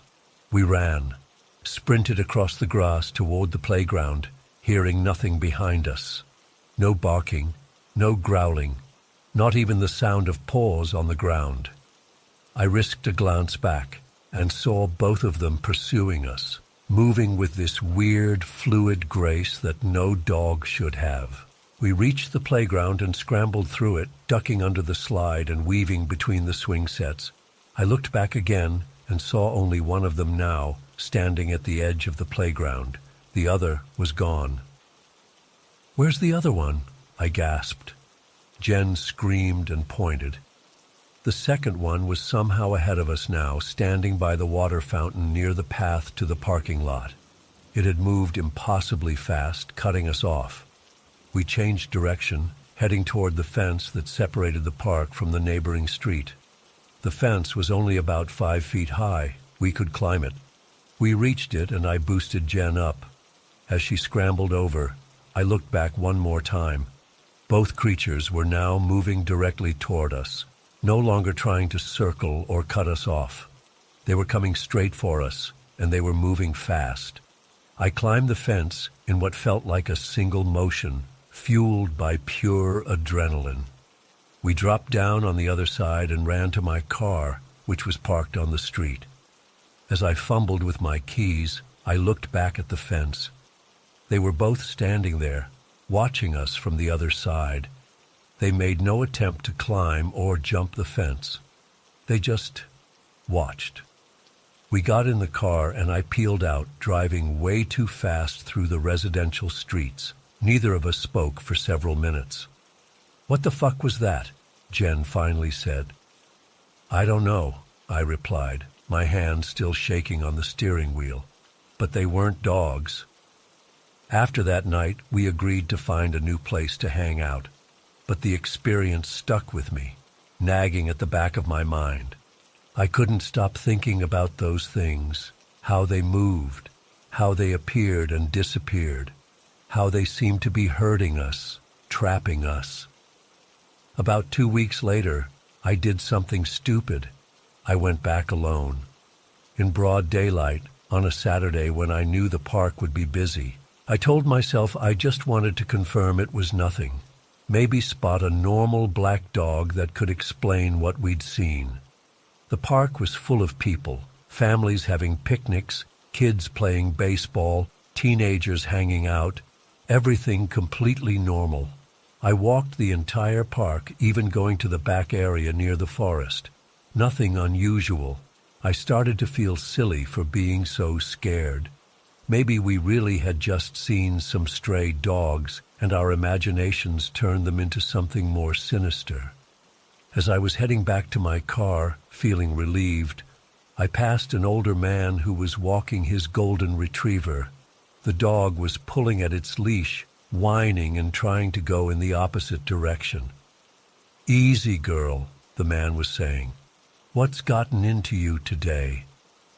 I don't know what made me stop and ask, but I did. "Your dog seems upset. Is she usually like that here?" The man shook his head. "No, she loves this park, but lately she's been acting strange about coming to this side." He gestured toward the back area I'd just come from. "Started about a month ago. Now she throws a fit if I try to walk her back there." "Has she seen anything that scared her?" I asked, trying to keep my voice casual. "Not that I noticed," he said, "but animals sense things we don't, you know. My wife says there might be coyotes or something in those woods." I nodded and wished him a good day, then continued to my car. Coyotes. That had to be it. Just some coyotes that had wandered into the park. But deep down, I knew better. Coyotes don't have yellow eyes that follow you. They don't appear out of nowhere. And they definitely don't move the way those things moved. I managed to convince myself to go one more time. This time with Jen, but during the busiest time of day, Sunday afternoon. We stayed in the main area near other people, and everything was fine. We even laughed about how scared we'd been. "Must have been some weird strays," Jen said, echoing my thoughts about coyotes. "Yeah," I agreed. "Still weird, though." We were feeling brave enough that we decided to walk a little further into the park, still staying on the main paths where other people were around. We reached the small hill with the picnic tables, the same spot where we'd seen them last time. There were families having lunch at most of the tables. Kids were running around playing tag. Everything was normal. We found an empty table and sat down with the sodas we'd brought. It was a beautiful day, warm but not too hot, with a light breeze. For the first time in weeks, I felt completely relaxed at the park. "I'm glad we came back," Jen said, smiling at me. "I miss this place." I was about to agree when I noticed something odd. The family at the table closest to the wooded area was packing up hurriedly, even though they had just sat down with their food not 10 minutes earlier. The father was grabbing their cooler while the mother was quickly collecting their children who had been playing nearby. As they rushed past our table, I overheard the little boy asking, "But why do we have to go, Mommy? We just got here." "I told you," she replied in a tense voice. "It's going to rain soon." I looked up at the sky. It was completely clear, not a cloud in sight. That's when I felt it. A stillness in the air. The birds had stopped singing. The distant sounds of children playing seemed to fade. And there was this weight, this pressure, like the air itself had gotten denser. I looked at Jen and could tell she felt it too. Her eyes were wide, scanning the surrounding area. "Let's go," I said quietly. We stood up, leaving our drinks on the table, and started walking quickly toward the parking lot. I noticed other families were leaving too, parents hurrying their children along with worried glances over their shoulders. Something was wrong. Everyone could feel it, even if they couldn't name it. We had just reached the path that led to the parking lot when Jen grabbed my arm, her nails digging into my skin.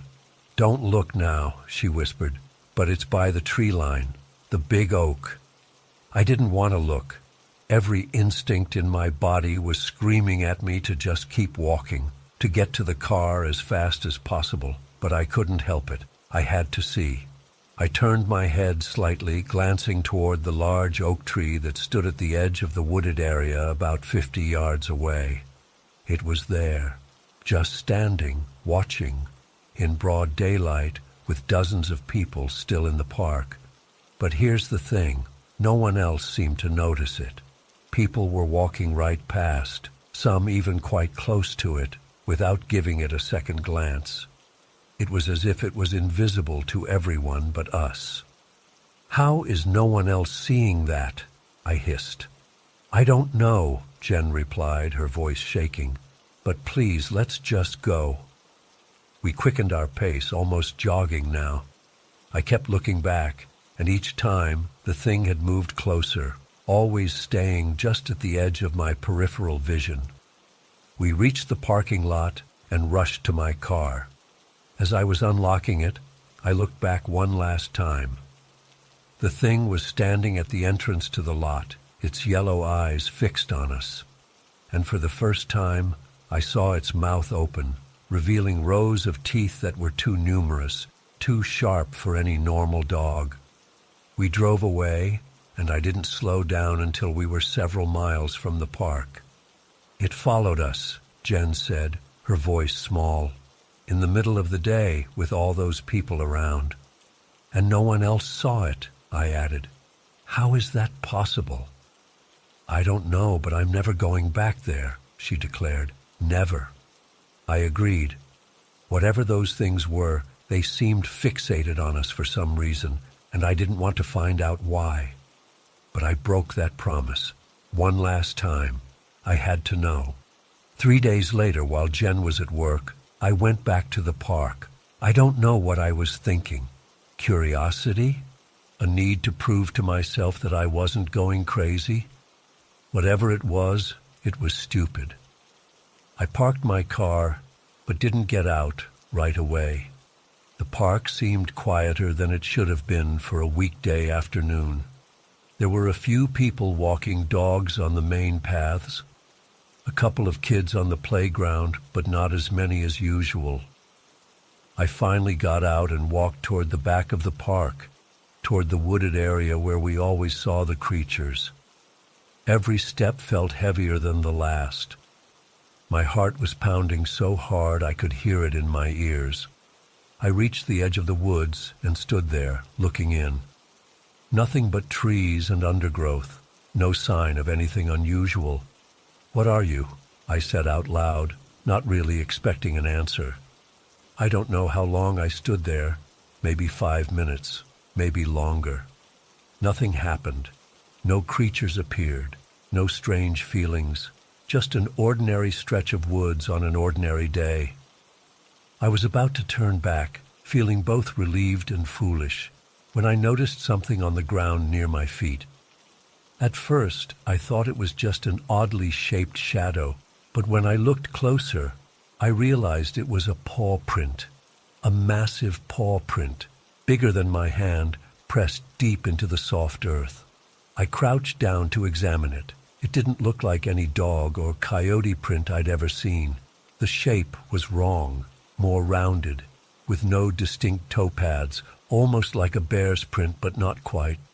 As I was studying it, I became aware of a presence behind me. I felt it before I heard or saw anything. A shift in the air, a weight pressing down, making it hard to breathe.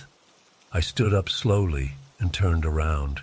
It was there, right there, not 10 feet away, standing perfectly still, those yellow eyes fixed on me. But it wasn't alone. Behind it, partially hidden in the shadows of the trees, were more of them. 3, maybe 4 more, all identical. The same impossible blackness, the same yellow eyes, all watching me with that same unnatural stillness. I couldn't move, couldn't breathe, couldn't even think. All I could do was stare back as my mind tried to process what I was seeing. The one in front, the one we'd seen before, took a step toward me. It was the first time I'd actually seen one of them move while I was looking directly at it. The movement was fluid but wrong somehow, like watching something underwater. That broke my paralysis. I turned and ran faster than I've ever run in my life, not looking back, not stopping for anything. I could feel them behind me, though I heard nothing. No footsteps, no breathing, no sounds at all. I reached the parking lot and fumbled with my keys, my hands shaking so badly I dropped them. As I bent to pick them up, I risked a glance over my shoulder. The creatures were lined up at the edge of the lot, all 5 of them watching me. They made no move to come closer, but they didn't need to. The message was clear. This is our place. You don't belong here. I got in my car and drove away, and I haven't been back since. Jen and I don't talk about it anymore. We found a new park on the other side of town, and we never go out after dark. But sometimes, when I'm driving home late, and my route takes me past Riverside Park, I slow down and look out the window. And sometimes, just sometimes, I catch a glimpse of something black standing under the streetlight at the park entrance. Something with round ears and yellow eyes that follow my car until I'm out of sight. I still don't know what they were. Part of me hopes I never find out. I've never shared this story with anyone outside my family before.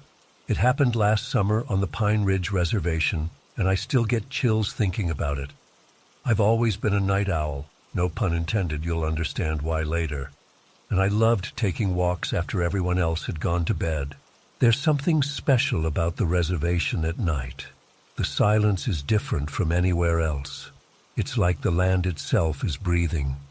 I'd wander through the trees, cedar, oak, elm, and cottonwood, listening to the night sounds and feeling connected to everything around me. Sometimes I'd be out until midnight, just walking and thinking. My parents never really minded.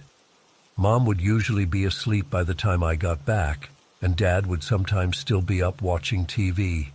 It was our normal routine until that night. I remember it was particularly clear, stars everywhere, barely any wind. I'd gone a bit further than usual, following a path that wound through a stand of cottonwoods near the creek bed. When I finally walked up our driveway around 11:30, I immediately noticed something was off. Dad was sitting on the porch steps, completely still, just staring out into the darkness. The dogs in the area were going crazy, barking non-stop like they all sensed something. "Dad, everything okay?" I asked, walking up. He didn't answer right away, just looked at me with this expression I couldn't quite read. Finally, he said, "Nathan, come inside. It's late." That was it. No lecture about staying out too late. No questions about where I'd been. Just this strange tension I couldn't understand. I didn't push it. Something in his voice told me not to. The next day, everything seemed normal again. I helped with chores, hung out with some friends, and by evening, I was getting ready for another night walk. I had my shoes on and was heading for the door when Dad called me from the kitchen. "Nathan, hold up. Come sit down for a minute." I found him at the kitchen table, hands wrapped around a mug of coffee even though it was already past 8. He motioned for me to sit across from him. "I need to tell you something," he said, his voice low and serious. "Something that happened to me when I was about your age." Now, my dad isn't exactly the storytelling type. He's pretty quiet, keeps to himself most of the time. So when he starts voluntarily sharing something from his past, especially with that look on his face, you pay attention. "When I was a teenager," he began, "maybe 16 or 17, I used to ride my horse to visit friends, stay out late, like you do with your walks. My parents didn't mind much. Different times back then." He paused, took a sip of his coffee. "One night it was a full moon, bright as day almost. I was riding back home, must have been around midnight. I remember feeling good, young, free, you know. My horse was following the path we always took, through the trees and along the creek bed. Dad shifted in his chair, and I noticed his knuckles were white around the mug. About halfway home, my horse stopped dead, wouldn't move. His ears were pricked forward, and he was staring down into the dry creek bed. I followed his gaze and saw something white moving among the trees down below. At first I thought maybe it was someone walking, wearing something light-colored that caught the moonlight. He took another sip of coffee, and I realized I was leaning forward, completely caught up in his story. Then this thing jumped out from the trees. It was an owl, a white owl. But Nathan, this wasn't just any owl. This thing was massive. Wingspan looked as long as my horse. I'd never seen anything like it. I must have looked skeptical because Dad shook his head firmly. I know what I saw. This wasn't a regular barn owl or anything natural. It came right for us, flying straight at my horse and me. My horse reared up, nearly threw me off. Then the owl flew right over us, so close I could feel the air from its wings. It just disappeared, heading up toward the moon. Dad paused again, his eyes focused somewhere past me, like he was seeing it all happen again. I got my horse under control and kept heading home. We lived in the old place then, the one with the creek wrapping around two sides, pine-covered hills on another, and that big alfalfa field out front. I was almost home, passing by the field where we kept the hay stacked, when my horse spooked again. Worse this time. He was trembling, eyes rolling, refusing to move forward. I looked toward where he was staring, out at the haystacks. And that's when I saw it. Something was lying on top of one of the haystacks.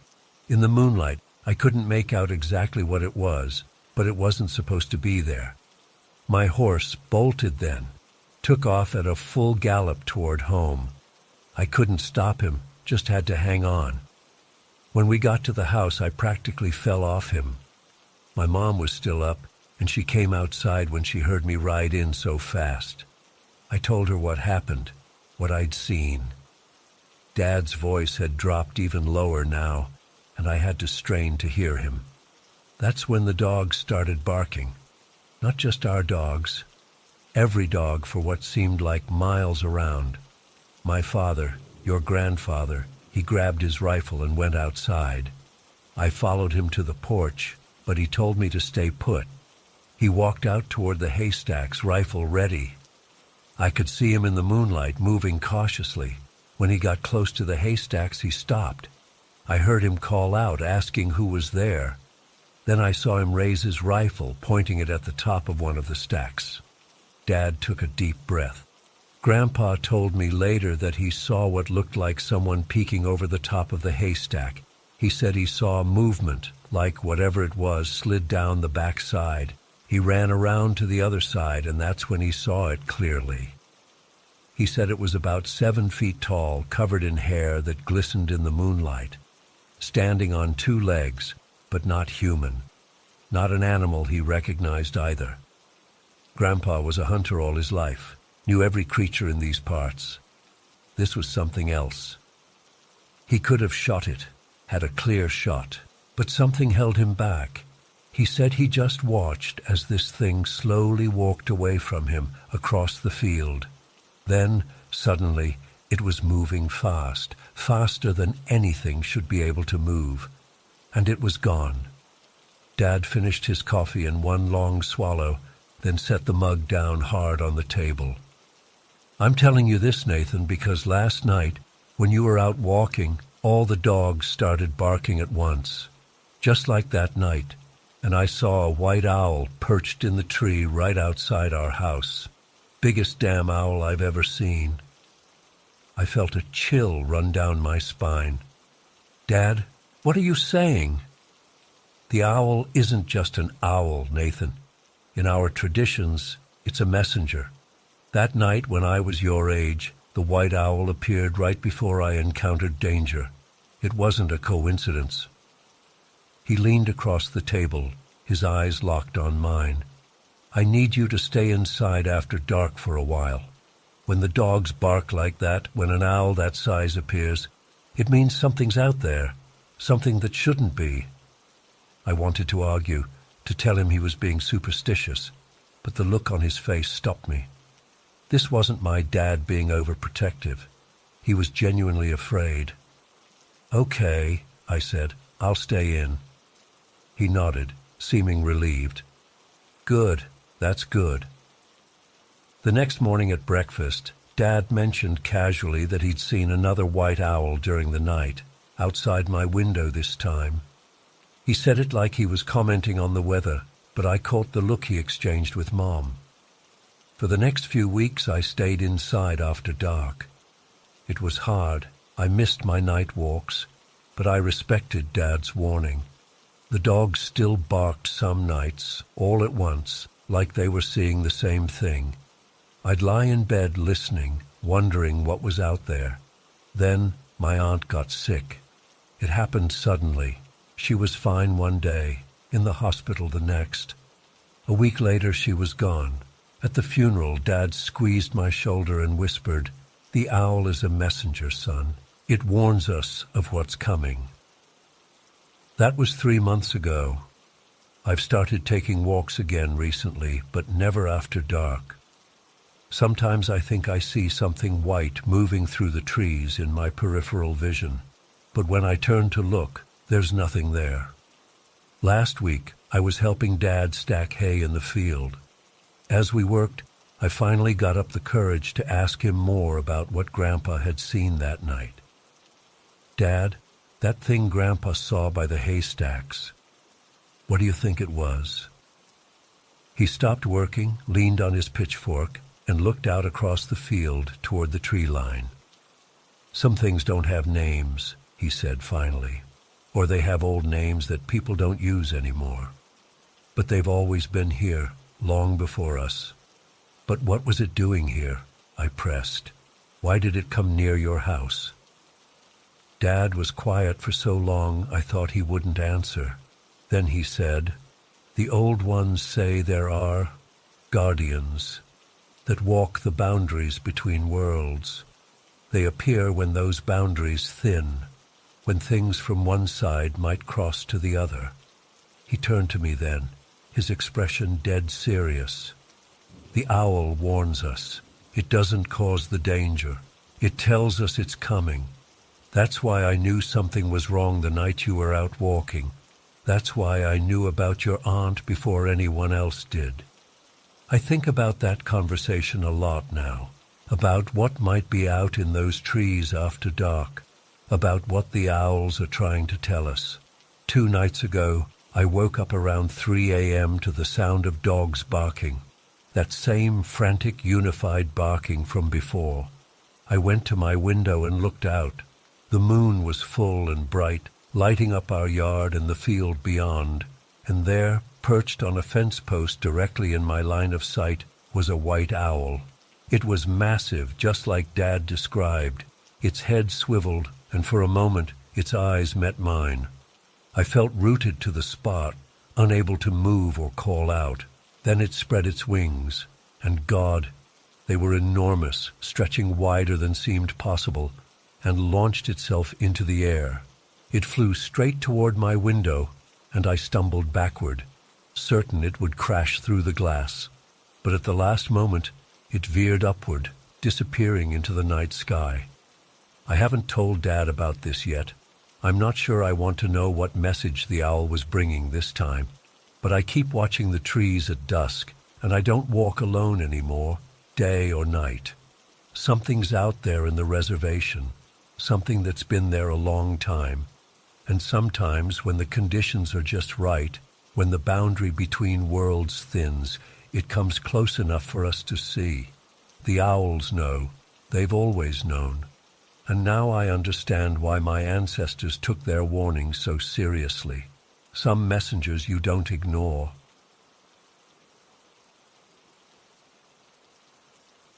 I've never written about this before. My hands are actually shaking as I type this. I grew up in a small town in central Idaho, the kind of place where everybody knows everybody, and most families have lived there for generations.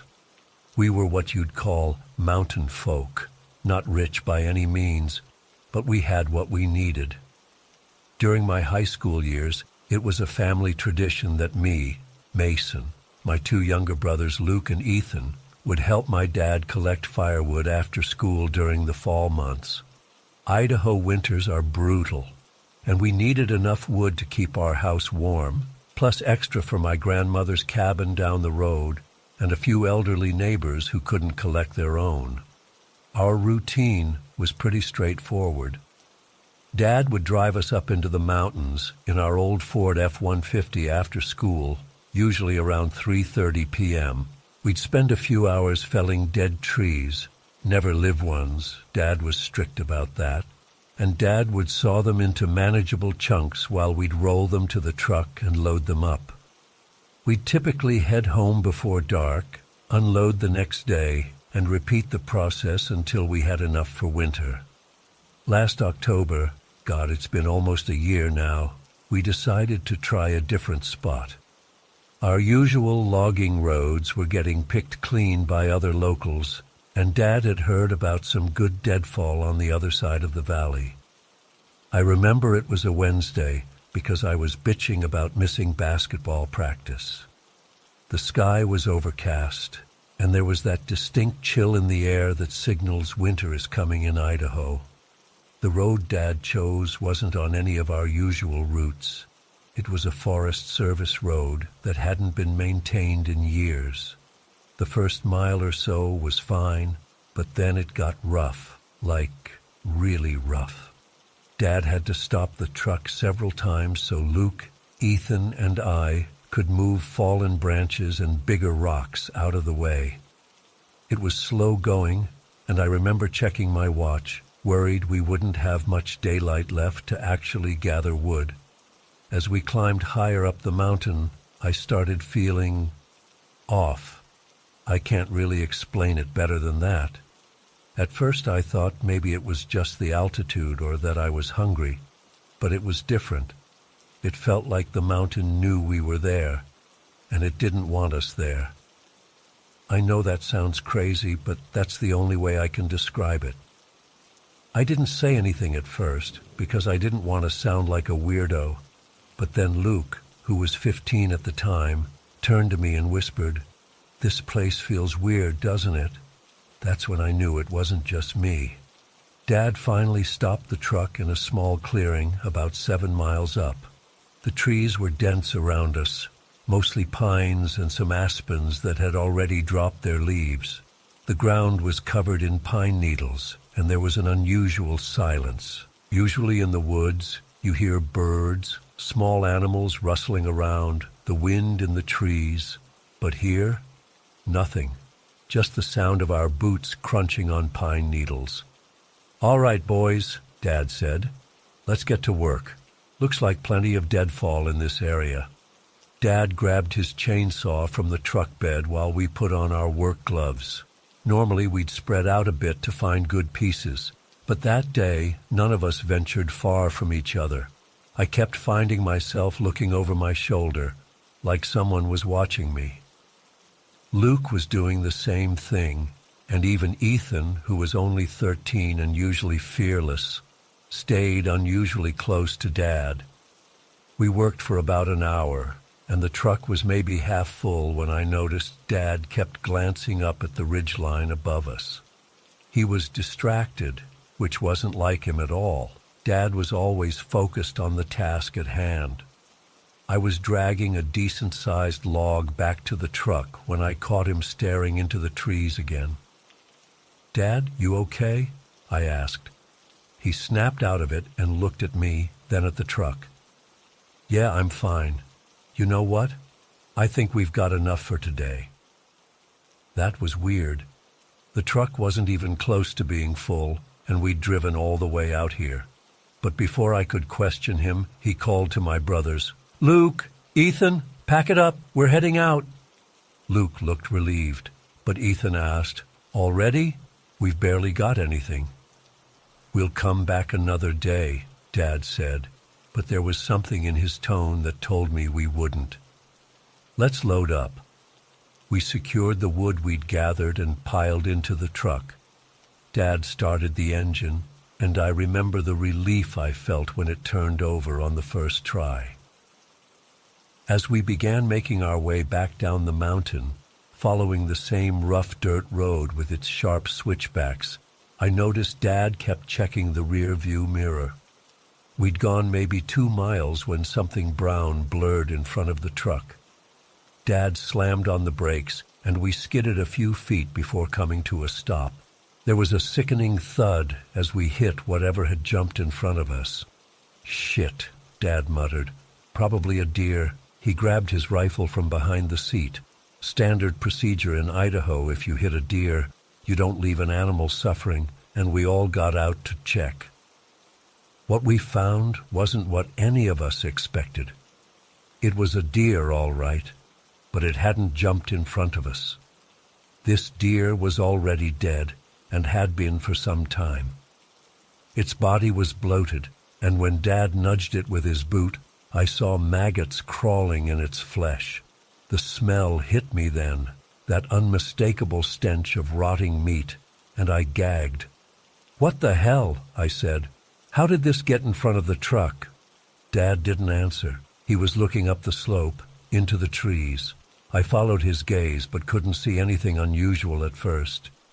Then I noticed movement, just a slight shifting of shadows between the trees, about 50 yards up. "Get back in the truck," Dad said quietly, his voice tense in a way I'd never heard before. "Now." We didn't argue. Something in his tone scared me more than anything else that had happened. As I was climbing into the passenger seat, I heard it, a high-pitched shriek that didn't sound like any animal I knew. Then another, answering from farther up the mountain. Then the sound of branches breaking, like something, or several somethings, were coming down the slope toward us. Dad jumped into the driver's seat, jammed the truck into gear, and floored it. We hit the deer carcass again, the truck bouncing violently as we drove over it. Luke and Ethan were in the back seat, both white as sheets. Ethan was crying silently. "Dad, what was that?" I asked, my voice shaking. "Don't look back," was all he said, white-knuckling the steering wheel as he navigated the rough road much faster than was safe. Of course, I looked back. Through the rear window, past the stack of firewood in the truck bed, I could see movement in the trees along the road behind us.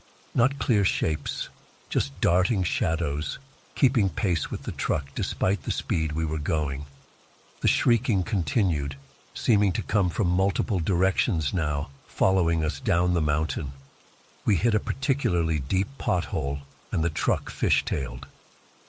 Dad fought for control, barely keeping us from sliding off the road and down the steep embankment. A tree branch scraped against my window, making me jump. "Almost there," Dad kept saying, more to himself than to us. "Almost there."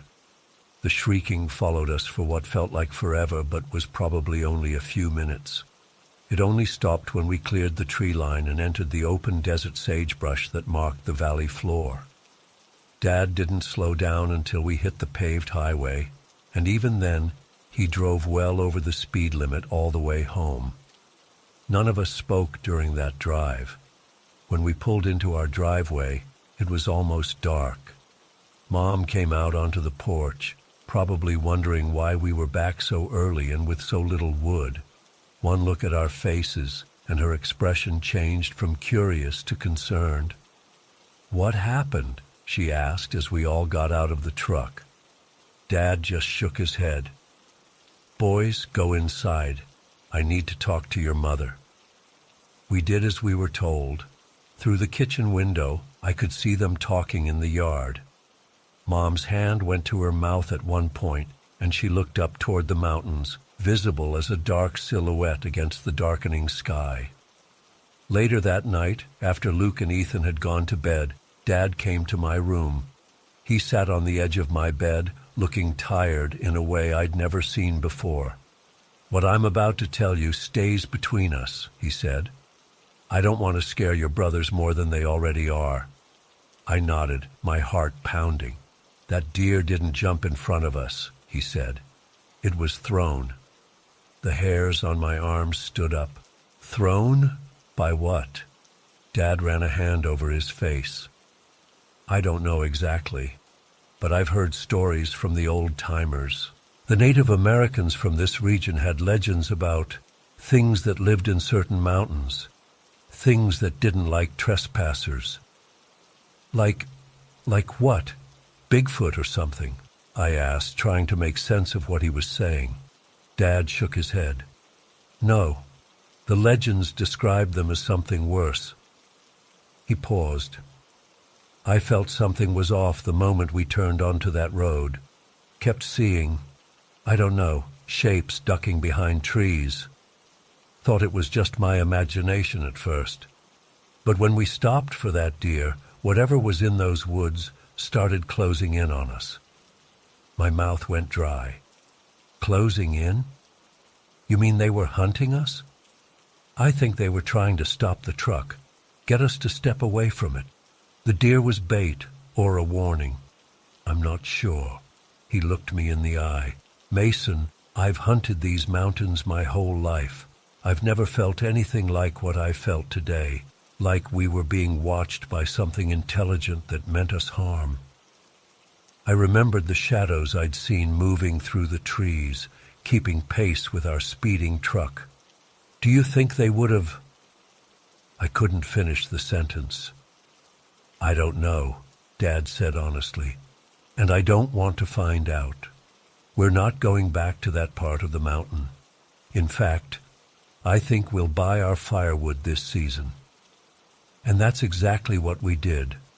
For the rest of that fall and winter, Dad would drive to a commercial lot in the next town over and buy pre-cut firewood. It cost a lot more, but he didn't seem to mind. We never talked about that day as a family. Sometimes I'd catch Luke's eye, and I knew he was thinking about it too, but we never discussed it. Dad made some calls, and I overheard him telling someone about unusual activity on that Forest Service road. A month later, I noticed the road had been closed off with a new gate and no trespassing signs. I graduated high school that spring and left for college in Boise. When I came home for Thanksgiving, I tried to bring it up with Dad, but he shut the conversation down immediately. All he would say was, "Some places aren't meant to be disturbed, son." I've spent a lot of time researching local legends since then, trying to figure out what we encountered that day. The closest I've come is an obscure Native American legend about shadow walkers, or tree people, that were said to guard certain sacred areas in the mountains. They were described as being able to mimic animals or even people to lure unwary travelers away from safety. I don't know what chased us down that mountain last October. I don't know why they threw a dead deer in front of our truck or what they would have done if they'd caught us. But I know what I felt that day. A primal fear unlike anything I've experienced before or since. And sometimes, when I'm home visiting and I look up at that particular mountain ridge, I swear I can feel eyes watching me, even from miles away. The Forest Service road is still closed, Dad still buys his firewood, and none of us have ever gone back to that side of the valley.